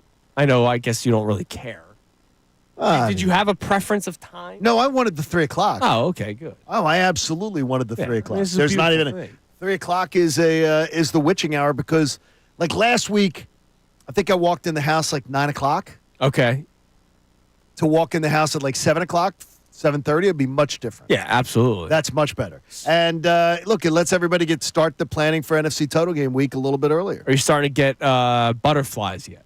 Not that you're worried about the game, but like the game day butterflies. No. I get game day butterflies. Yeah, of course. I will have them Saturday night watching the Lions. Okay. And if our man Bram Weinstein comes through for us, and if we go to bed Saturday night knowing that all the Eagles have to do is win at home and host the NFC title game, I'm telling you right now, it might be a 30-point victory. Sounds like one of those fever dreams I was having. I'd love it. Yeah, you had quite a few of them last week. Commanders ain't winning in Detroit. That's just not happening. I think our Brendan Gunn's still stuck in a fever dream with his whole Houston's going to beat Kansas City. Yeah, a lot of weird dreams going on right now. Let's head to the Comcast Business Hotline. Every day in business, a big day. Let Comcast Business help you move forward with what's next. From ESPN, I missed him last week. Our man Kevin Negandhi. Kevin, good morning. Sure, how we doing? Did John just suggest that he thinks Washington could win in Detroit? No, I said, I absolutely believe we will be in the second half of that game, and the game will not be blowout city. Like, I think there's... Yeah, I agree with that. But if we go I said, if we go to bed Saturday night, knowing that the Eagles only win that game and they'll host the NFC title game, they may win by 30 on Sunday. Because they're going to win. I said last week they'd win by 18. If Saquon had done his thing, they would have. If he had just scored the touchdown, which he should have, by the way, then they would have. Then they would have won. I'm telling you right now, Kevin, I'm more confident this week than I was last week that the Eagles are winning. Wow, you're more confident this? Yes. Is it because of the weather? The weather makes me feel better. Well, I know Matt. I knew Matt from when he arrived in Athens. Matt hates cold. Matt hates cold weather. Yo, he's been terrible. He hates cold weather. And guess what? He's 1-5 in the rain too. So there's supposed to be some precipitation Sunday afternoon. Yes. But also, more importantly, no one can tell me the area of the game where the Rams are better. I think losing to Kobe Dean really hurt them across the middle and that second level. How's Higbee, though? Because the way we watched the first game, right? Nakua and Cooper Kupp had basically dominated 7 yards, 8 yards, find the space, get open, boom. And then, obviously they targeted Rodgers wherever Rodgers was, and they had 17 combined catches. McVay's the type of guy that's going to figure out how to find that space, and they can get those quick 7-yard, 8-yard dump passes, and Stafford's smart enough to get it out. That concerns me, that if they start building confidence. Well, the other thing that concerns me about the Eagles is the Eagles are not the type of team that if they are down double digits, let's just say 10 points, that, hey, what's going to happen now? It really helped them set the tone, of course, with the fumble and then to score quickly to have that pad. And then you saw the mentality of Jalen Hurts in the offense. Just don't make a mistake, right? We're better than this team in every aspect. Just don't make a mistake and force the ball in a bad spot. That's the thing that I'm with you on. We are better than them in every aspect. But there are certain holes of concern that I have going into the game, especially a seasoned guy like Stafford and an offensive genius like McVay. But Kevin, and I have a lot of respect for those guys as well. I really do. I like Matt Stafford a lot. But does this Eagles defense, ever give you the concern that they could be down 2 scores? Like, I understand where you're coming from, but this defense doesn't necessarily allow that to happen all that often. No. They don't give me any concern. But if your offense isn't sustaining drives and they're out there on the field, then you get concerned, right? Like, that's when if there's a short field, then you get a little concerned. The defense it's amazing, guys, to be in Philadelphia and watch a defense that hits hard, that understands, that plays really well. They're the best. They're the number one defense in the league for a reason, because they understand every assignment, right? So that's the one thing that I go into the game and I'm extremely confident about. I'm also extremely confident in the running back. I'm actually confident that A.J. Brown's going to get involved early in this game. I will be curious about how they approach the offensive scheme. Is it, hey, let's just get the passing game going early? I don't agree with that. I think you got to get 26 the ball and then do some RPOs. But don't fall in love with the RPOs. I don't want to fall in love with the RPOs. I don't. I would love to see if there are one-on-one matchups that A.J. Brown and Devontae can expose, because that would be great. Because if you run a little bit while they sack 8 in the box, then you can open up the top for a deep ball. I know this is that when I look at what the Eagles have done, especially at home, this defense just chokes the life out of the opponent. But honestly, it's they have now 3 games, 10 points or less, and the last team to do it in the NFL before them was the Eagles back in the early 2000s. But on Sunday, I didn't really think after the first 10-0 lead that the fans were making that big a difference. Did you? You were there. The family was there. Yeah. I think the fans were kind of rumblingly concerned that there were 3 turnovers created by the Eagles and they didn't have enough points. I felt that way. You're 100% right. All the emotion in that game was the first, 4 minutes. And then after that, it was like they couldn't do anything off those turnovers, and then there was concern. There was more frustration of what's going on with the offense, how come they can't move the ball and sustain long drives. That's where I think the frustration went. But you know what, John? The one thing that's amazing, man, it is amazing to be in that environment and watch hitters, man, because we didn't have that in 2022 with the Eagles defense. The Eagles defense obviously had incredible amount of sacks, but their philosophy from Gannon was, hey, stay back, play back, don't give up the big play, right? Give them the cushion. These guys hit, man. Everybody hits. And it's just great to see hitters all over the field. And Nolan Smith has been amazing. Milton Williams was incredible. It was the Milton Williams game. And it's just great to see some of these young guys all contribute. It's great to see Q to play the way he's played. I really enjoy it. My concern is just losing the Kobe plays a role here that I can't shake right now, because they're going to get the tight end involved, and McVay is going to find a way to exploit some type of matchup. And how do the Eagles kind of respond to that, hey, we see what you did. What are we going to do now? How do we answer? And they got to score some points, man. They got to control the football a little bit for some long drives. Salciunas, the Negandhi energy this morning is much, much closer to what I expected than what we had last week. Kevin, John said that you sounded like somebody from Phoenixville, not as tough as somebody from Delco last week. I asked him, I said, what was Kevin like? I always love thought you were a little cautious. I love our weekly discussions, and I was out last week with the flu, so I said, how was Kevin? And he said, a little soft. And I went, what? A little soft. He went the S word on you, Kev. Now, look, Phoenixville's not as tough as Delco. Let's be honest. Don't call me. Hey, listen, current Phoenixville, definitely not as tough as Delco. But back in the day when I grew up, Phoenixville was Phoenixville was different back then. It wasn't as bougie. Now, yes. Yeah, you're 100% right. We were a steel town in Phoenixville back in the day. You didn't have any bougie coffee shops back then. No, we did not. Now you got like we had 5. No idea where coffee shops were. So. Yeah, you had a Wawa. That was it. We tried to sneak into bars to get 40s. That's how we rolled, all right? Come on.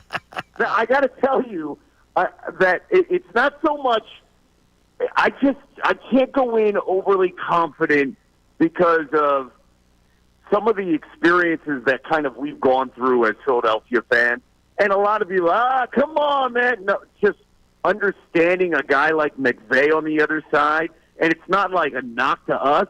And listen, we're in the Kobe Dean. I'd feel a little bit better if that offense had generated some long, sustaining drives. I'd feel a little bit better. But I also know how good McVay is, man. Deep down, though, I'm telling you, I'm celebrating that we're going to have snow and it's going to be cold.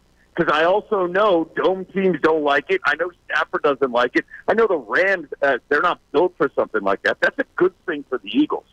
It's just do not make mistakes that hurt themselves. That's all I'm concerned about in a game like this. And listen, man, this is 20 years of just the minute we feel really, really good, that's when we get that gut punch, man. That the Bucs loss at the Vet in the final game will never escape me, and it'll always hang over me whenever I'm talking about Eagles playoffs. Kevin, I put out this tweet at halftime. So it's 10-0 Eagles-Packers. The offense was not moving the ball well, but they were up 10-0. I put out the following.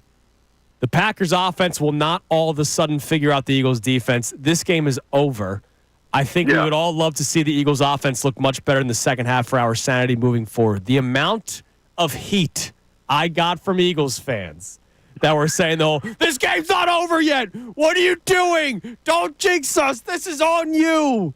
Come on, Kev. Got to be a little chesty right now with the Birds. They're the number one defense, and they're one of the best teams in football for a reason.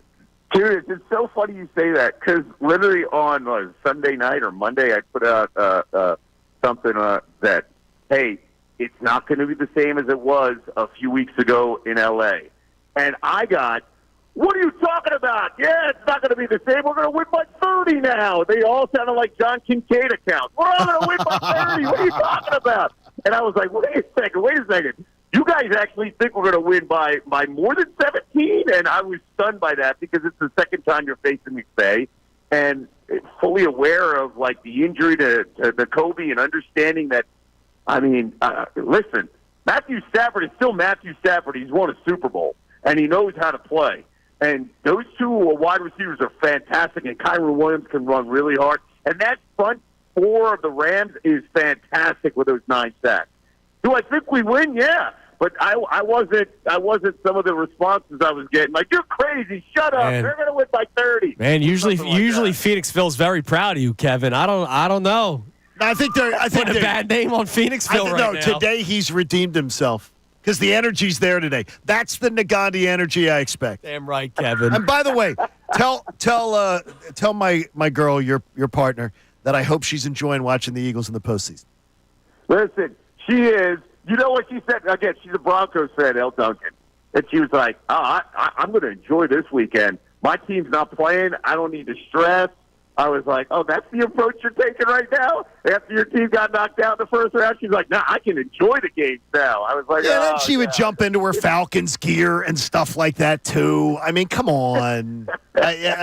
She's awesome, though. You tell her I said hello. She's the best. That was the best. But we give it to each other, and that's what it's all about. Damn right, Kev. You're the man. We appreciate it. It was good to hear from you, and we can't wait to talk to you next week leading up to Eagles-Lions NFC Championship game. Does that sound good? Go Birds. Go Birds. There he is. Kevin Negandhi on the Comcast Business Hotline. Every day in business is a big day. Let Comcast Business help you move forward with what's next. She's one of those multiple teams, ladies. She's a Denver person, so she's got her Broncos. But then when she used to compete against us in Atlanta on the radio, and she was an Atlanta fan. She played to the crowd. Which I never did. No, I'm proud of you for that. Never did. I respect that. All right, coming up next, we'll get back to our main topic. And it goes back to something that hit me last year when I was working middays with Ray Dunn. A theory of mine that we addressed on this show at one point in its early days. We'll discuss it next. It's Kincade and Salciunas, 97.5 The Fanatic. It's time for Birds Playoff Conversation. What do you think about Steve?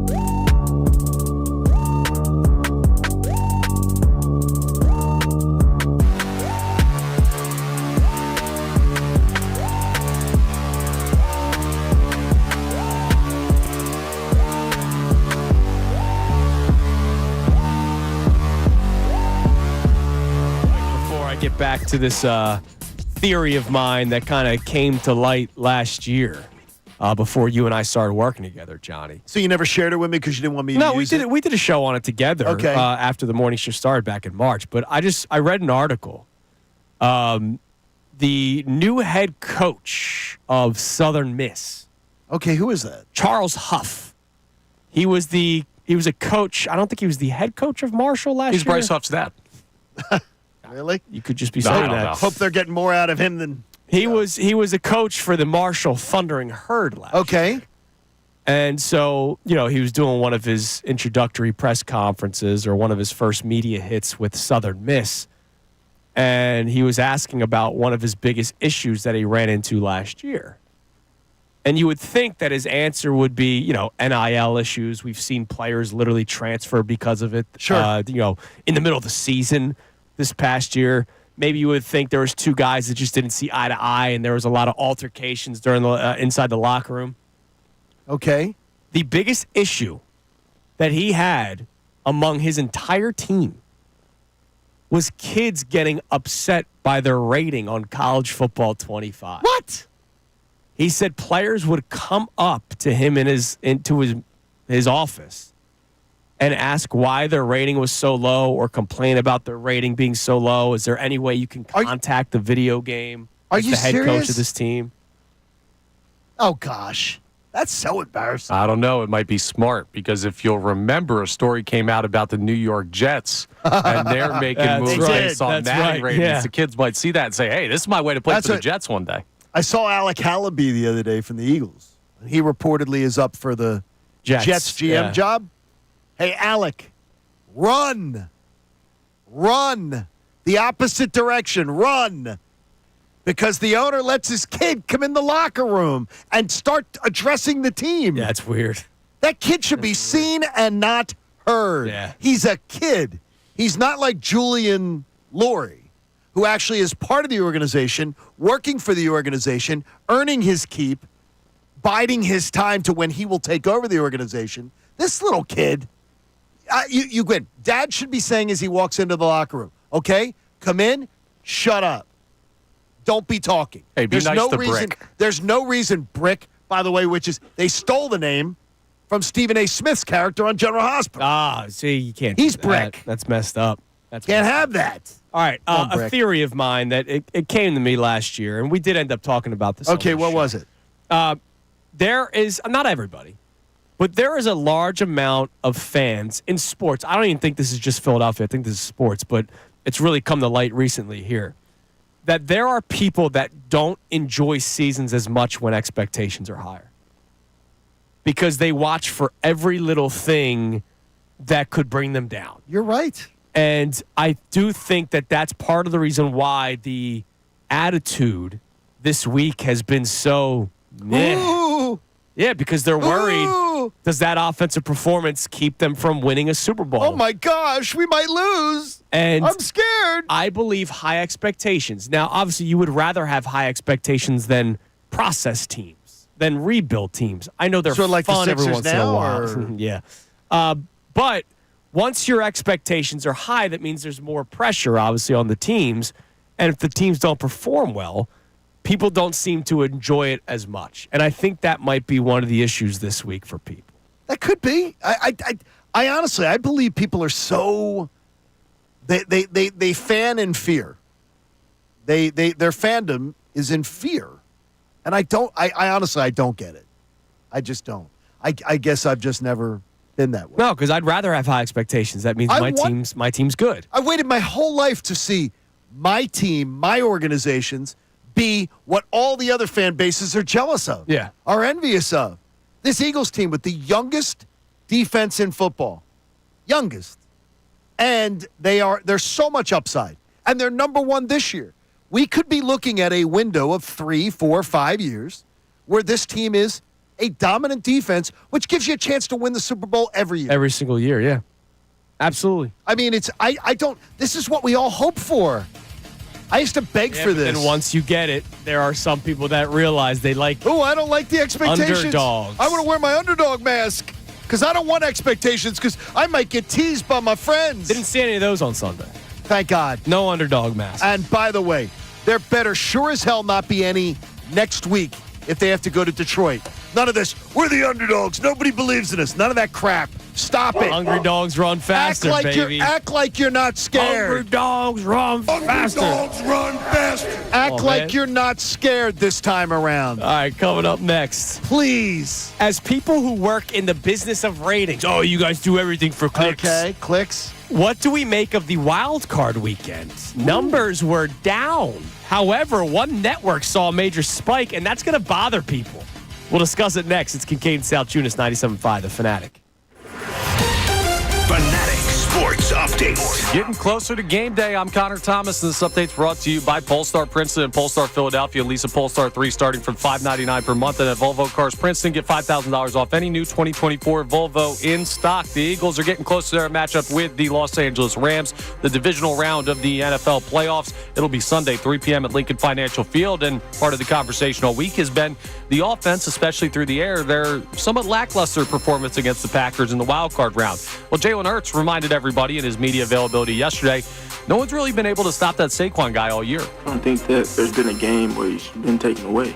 They try. He's a great player, and I think we complement each other well. And he's been able to just get dirty yards. Soon enough, he pops one off. He rushed for 255 the last time these two teams met up back in Week 12 in L.A., so we'll see if it's another big game for Saquon on Sunday. The Sixers fell to the Knicks 125-119 in overtime. Jalen Brunson had 38 for New York. Flyers play the Islanders tonight at 7:30. That game live here on 97.5 The Fanatic. This update's also brought to you by Groundworks, your expert for basement waterproofing and foundation repair since 1997. Book your free inspection at groundworks.com. I'm Connor Thomas for the home of the 76ers and Flyers, 97.5 The Fanatic and 97.5thefanatic.com.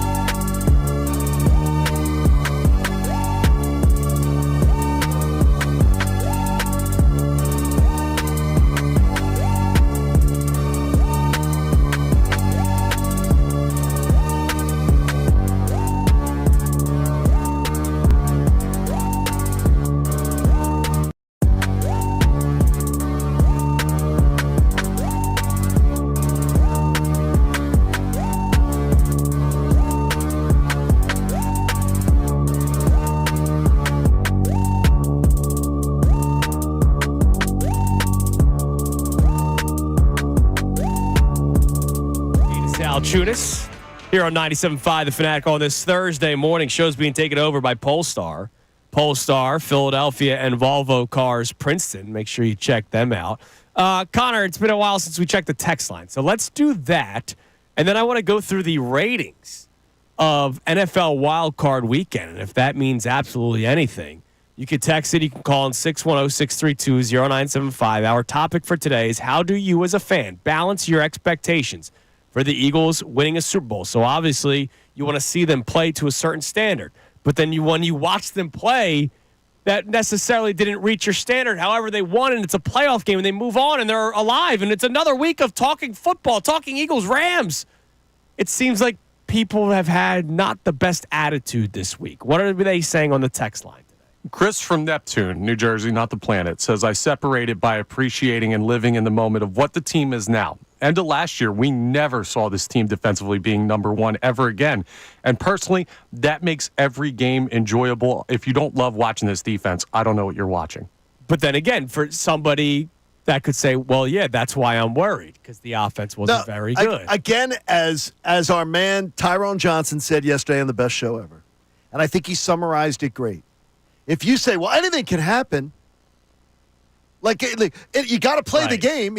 That's not an opinion.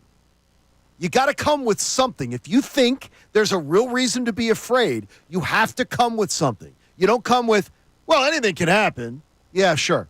Then you're never going to be happy in life because you're going to drive out, you're going to pull out of your driveway, and you're going to go, I might get in a car accident today. Oh my gosh, somebody in my family might die today. You're never going to be happy if you sit there and live that kind of nonsense. Shake it from your being. Especially when if anything can happen, that means anything positive can happen too. Why does it always have to be that anything can happen is a negative? Right. I mean, if you go with that stupid logic, then anything could happen positively. Yeah, that means the Eagles could win 40-0 on Sunday. Nick Foles could outduel Tom Brady on the biggest stage. Anything could happen. Anything could happen.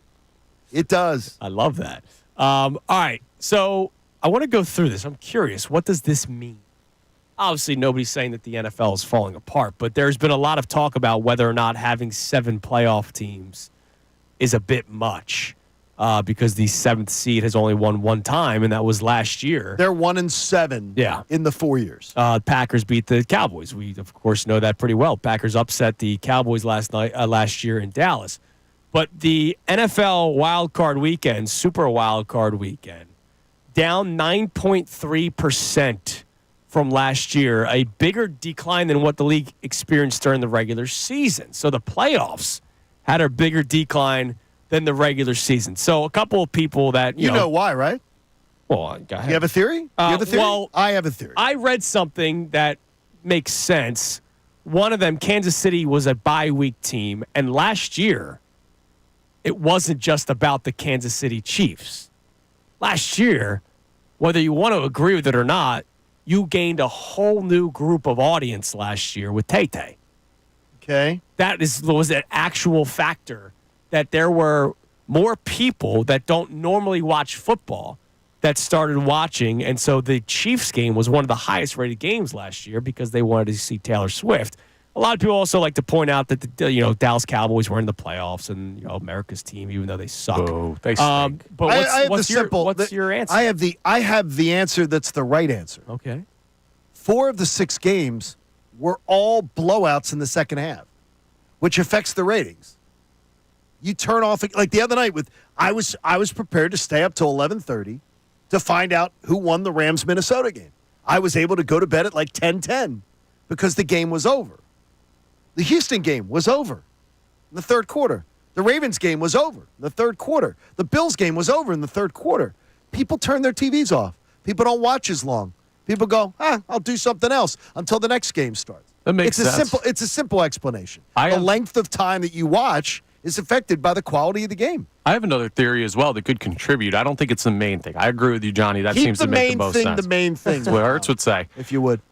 I think it's a little bit of football overload that we're not used to this time of year. The college football playoff, having those 2 games leading directly into it, that's just more stuff that can distract from the NFL. I don't know that that's a bad thing. I don't know if that's the major thing, but we haven't had this college football playoff structure, and to have the 5 days of playoff football, some games might have gotten lost in the shuffle. Here's one, though, to that, Connor, though, that sort of is a little contrary to that.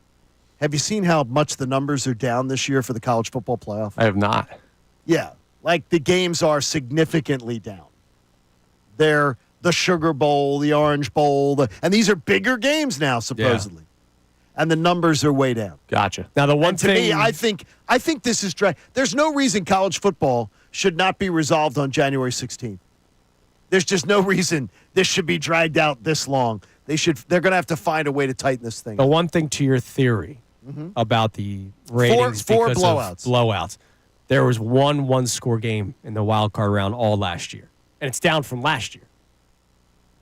Eagles Bucks, remember, 32-9. Packers upset the Cowboys 48-32. Chiefs beat the Miami Dolphins in that freezing cold game 26-7. Buffalo won 31-17 in a snow game. Houston won 45-14 over Cleveland. The Lions beat the Rams 24-23. That was a good game. The Lions game was a good one. But, so to your point, I get what you're saying, but it's down from last year, where last year only had one game that was a one-score game. And last year, but this year again, which is why I think it has something more to do with that. And I'd have to look at all those games and see how late it played out, late they went into it. But like this year, more people watch the NFL this year than last year all year long. So I don't think it's something where people are like, I don't like it. I think there's something else. Okay. I just don't know what it is. Now, the most viewed game of the weekend was the Eagles-Packers game. It set the record, 35.6. No, that's down 11% from last year's Packers-Cowboys game. But I thought it set there was a ratings mark that it set, though, for Fox in that time slot. Or, yeah, it was Fox in the time slot. Yeah, I saw something about that. Fox set a record. So maybe that specific time. Maybe somebody else had that game. Well, no, it says, however, that was an 11% decline from Packers-Cowboys game on Fox that aired a similar time last year. The one thing that we saw an increase in, a growth in, and this might piss a lot of people off because there are a lot of people that are very against this. There was an increase of 5 million viewers on Prime. So last year... Why would that piss people off? Because there are people that don't like new things. I don't like that damn streaming. I can't watch that streaming. If you can't figure it out, Pop, seriously. Figure it out. The highest total view on Prime was December 5th when the Lions and Packers played each other in this season. It is now, the highest mark is now 22.07 million viewers that Ravens-Steelers game got. Honestly. Which wasn't a good game, by the way. If you're complaining about streaming, you're just saying, I'm going to be purposely old and purposely old school and not think about it. It took, now look, I had to get up on certain things where my daughter's teaching me, Dad, okay, here's how you do this the easiest, most streamlined way. Here's how you set up the streaming services so it's real simple with the remote. It took 20 minutes. I have no problem with streaming. The only thing is, the first person that invents the TV where I can have open tabs on my TV for Netflix and all them, sort of like you can on a Windows. Oh, yeah, just flip back and forth easier. The person who invents that TV, I will hand you my money. Like what? Here's the credit card now. You're going to do it right away. Create that TV because that will be I will get one day one. I'll work on it. I'll do my best back here. Yeah, I think day one. Connor, you studied at Oxford. Yeah, I could. Well, they didn't teach me TV stuff. Now, you should be able to do that. I got a question. Eagles' highest rated wild card game, right? Consistent success. A lot of people around the country are Eagles fans. Like, it's a very popular franchise. And Green Bay's a big franchise, Americana team. But if people started calling the Eagles America's team, would that be a dirty word to you guys? No. Yes. No. And this is why I asked the question. I think it would be. Because I think you'd be copying Dallas. Well, it should be new America's team. I mean, Dallas is not America's team. By the way, they never... It's a fraudulent team in this country. But, they never named themselves America's team. NFL Films named them America's team. Dallas didn't pick this, and some people are too young to know that it was done by NFL Films. They never called them... they called themselves America's team after NFL Films. Yeah, because Jerry Jones wasn't going to welcome that with open arms. No, they literally... No, but they were America's team because NFL Films made them America's team. But I'm with you, Johnny. If they start calling the Eagles America's team, I don't like it. Hate it. it. We're just the Birds. We're the Birds, and we don't need... More importantly, I don't need America backing us. No, screw America. It's Philly versus the world. That's fine. The only city that matters around here anyway. I do have a Delco versus the world shirt. That's good work. Okay, by Eastern you. Pennsylvania So and there South it is. Jersey versus All the right, world. coming up next, and some Delaware. We'll sneak in a couple more calls and Some texts. Delaware. Also, we have the key three best minutes from today's show. That comes your way next on this Thursday morning Mike Missanelli show with no Bill Colarulo. Bill is on baby watch. So Mike and Ray taking down business coming up at 10 o'clock here on 97.5 The Fanatic. Now, a Birds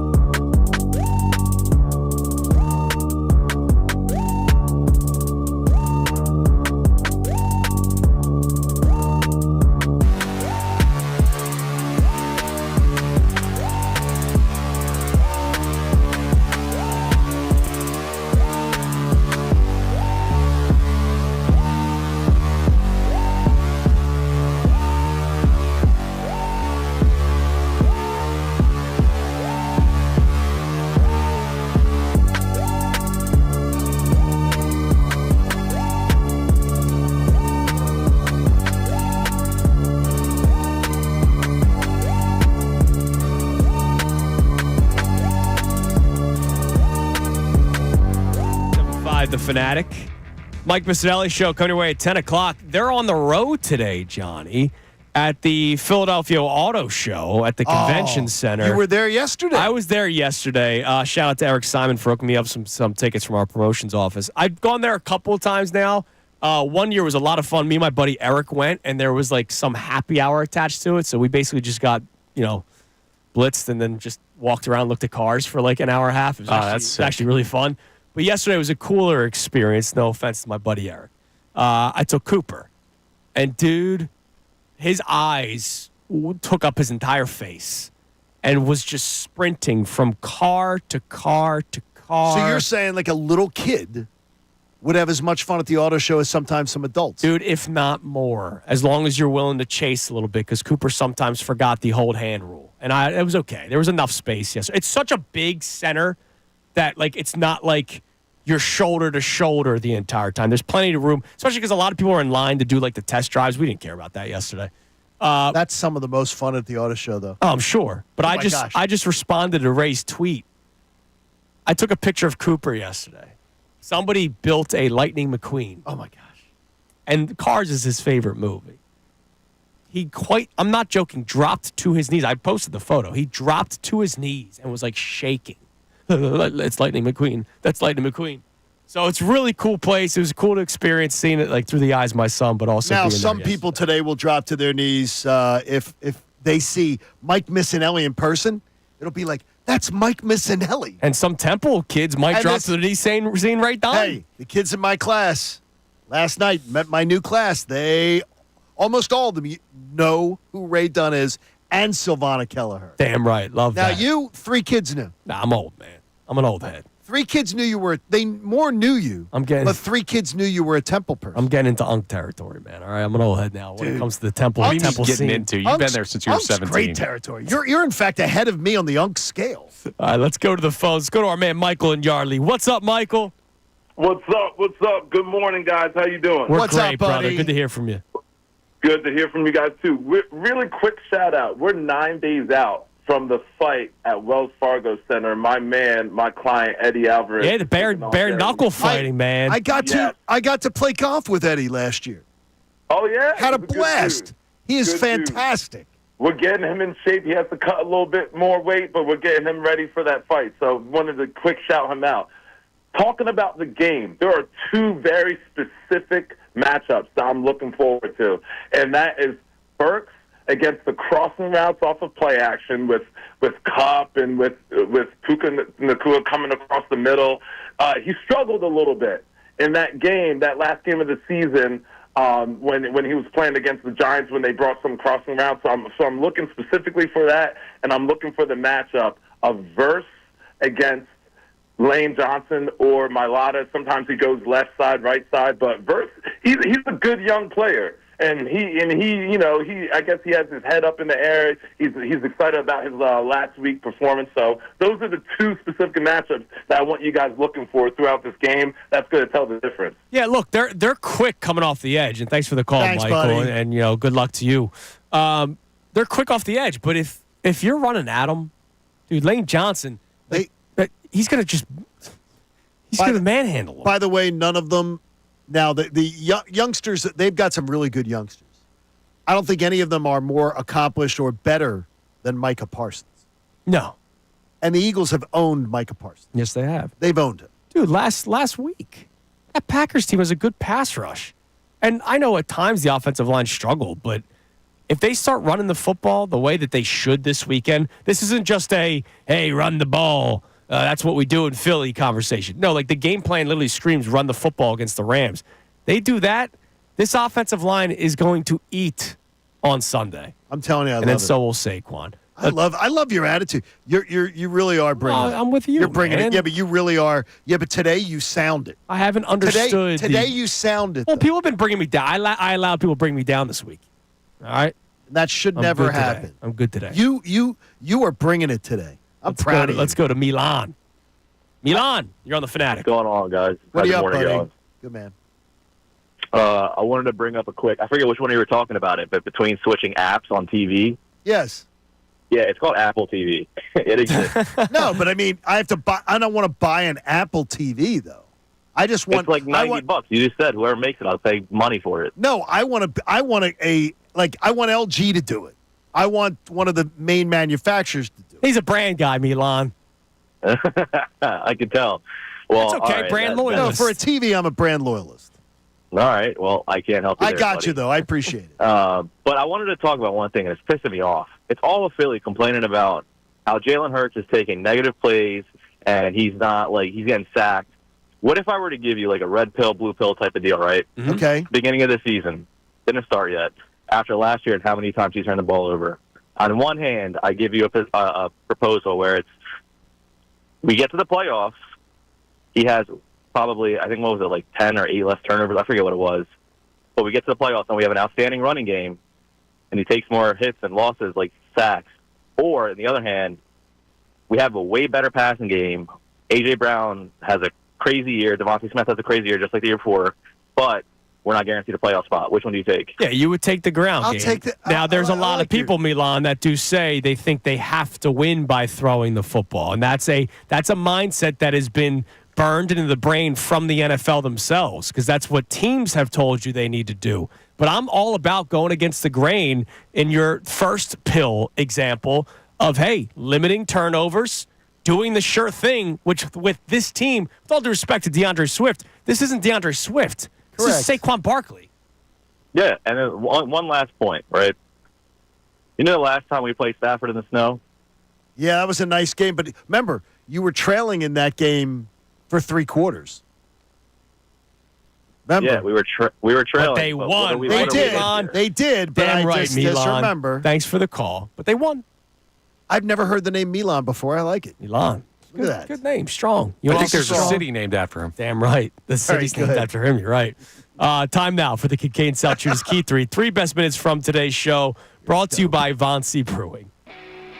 Now, the Kincade Salciunas Key 3. Today's best. Johnny, good morning. What day of the week did you say it was again? Thursday. Yes. Thirsty Thursday. All right, we're getting closer and closer finally to this. Now I'm getting antsy. Yeah. Tomorrow's going to be the fun, antsy. like Eagles, Rams, real heavy, nitty-gritty talk. We'll talk about how they can win and what they need to do in order to win. Andrew DeCecco will be with us for an hour tomorrow. Today's antsy day.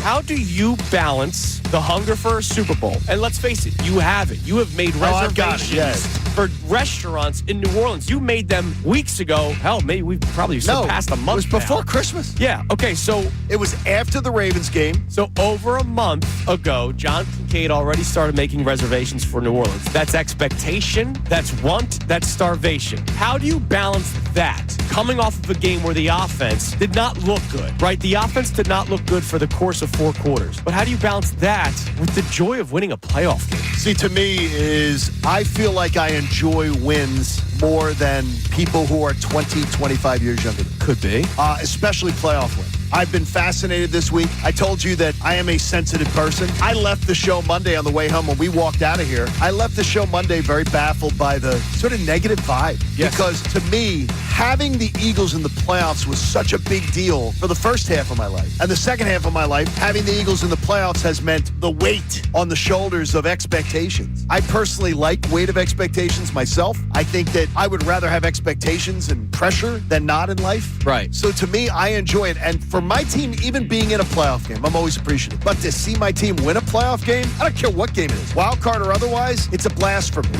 From ESPN, you know him, we love him. Our man, the coach, Herm Edwards, joins us. Herm, good morning. So now the pressure is, winning these playoff games aren't good enough. It's getting to the big ones. And obviously they have all the pieces to do that. And you don't want to let these seasons get away, when you have these opportunities, because as much as we think, well, we'll go back next year, that ain't the case.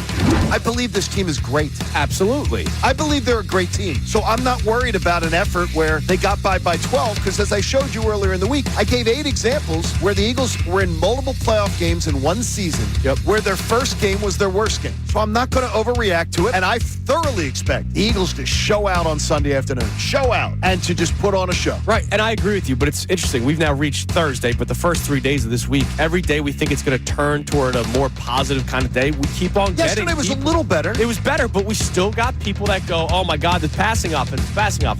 From ESPN, our man Kevin Negandhi. Kevin, good morning. These guys hit, man. Everybody hits, and it's just great to see hitters all over the field. And Nolan Smith has been amazing. And Milton Williams was incredible. It was a Milton Williams game. And it's just great to see some of these young guys all contribute. It's just great to see Q to play the way he played. I really enjoy it. It was obvious last week that the Eagles were the far better team, and I honestly will tell you today, the Eagles are better. The gap between the Eagles and the Rams is bigger. It's a big gap. Than the gap between the Eagles and the Packers. So I have a great feeling. Right. I will go to bed Saturday night feeling like Sunday's going to be awesome. And I love it, and I feel like that should be the mentality for a lot of people, but for whatever reason, it's not, and people are terrified that the offensive performance that we saw on Sunday will be the offensive performance that we see this Sunday.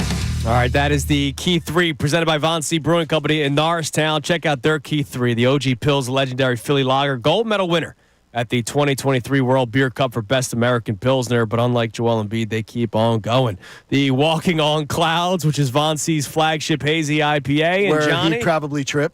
And, of course, the Vienna Lager with the old German ingredients. At least a two-time Best of Pennsylvania winner. Two-time. At least if you trip on clouds, it's soft. Well, I mean, if it was Joel, he'd win it once and then have to take like 2 years off and then maybe win it again. Yeah. Hey, check out VonCBrewing.com. It's a mess. Your boys are a mess. Yeah, they Your are. boys are. They your boys, play tough yesterday, overtime. By the way, very nice of Paul George to play yesterday. It is kind of him. It's almost as if it was a strange thing to pay that man that kind of money at his age. But I will say this. Tom McGinnis is a freaking treasure. Yeah, dude, he's amazing. I listened to him last night calling that game, and he somehow could make a root canal entertaining. He absolutely is a treasure that doesn't get enough pub. Driving back from class, I'm like, okay, Tom McGinnis could make something sound interesting. So is Timmy Saunders. Flyers tonight. Oh, Timmy Saunders here on the Fanatic, going up against the Isle. It is a chance to get back to 500. Damn right, man. Get after it, boys. Hey, support life-saving cancer research. Join our friends FT Young, Heating and Air Conditioning, and make a donation to the American Association for Cancer Research. You can do it at 975thefanatic.com/AACR because cancer research saves lives. All right, everybody, have a great rest of your day. If you are going to the auto show or if you don't have any plans from now until 2 o'clock, why don't you go see the Mike Missanelli show with Ray Dunn and then, of course, experience the auto show at the convention center, which is a really cool place to see. Take selfies with Mike. He loves that. He absolutely loves that. He'll give the first 10 to do that with him a prize. I'm setting the over-under today at 14 selfies with Mike. Everybody have a great rest of your day. We'll be back at it tomorrow on a Football Friday leading into the divisional round of the playoffs. Woohoo! 97.5 The Fanatic. Fanatic Sports Update. Leaning on Saquon. I'm Connor Thomas, and this update is brought to you by Gary Barbera. Is Gary Barbera the best? Boy, I guess. Yo, the hottest SUV at the auto show. You saw it. Now buy it at Barbera. 16,666 is Barbera on the Boulevard. The best? Boy, I guess. The Eagles, well, they may be looking to lean on Saquon Barkley this Sunday against the Los Angeles Rams. 3 p.m. at Lincoln Financial Field. Saquon rushed for 255 yards last time the Eagles matched up with the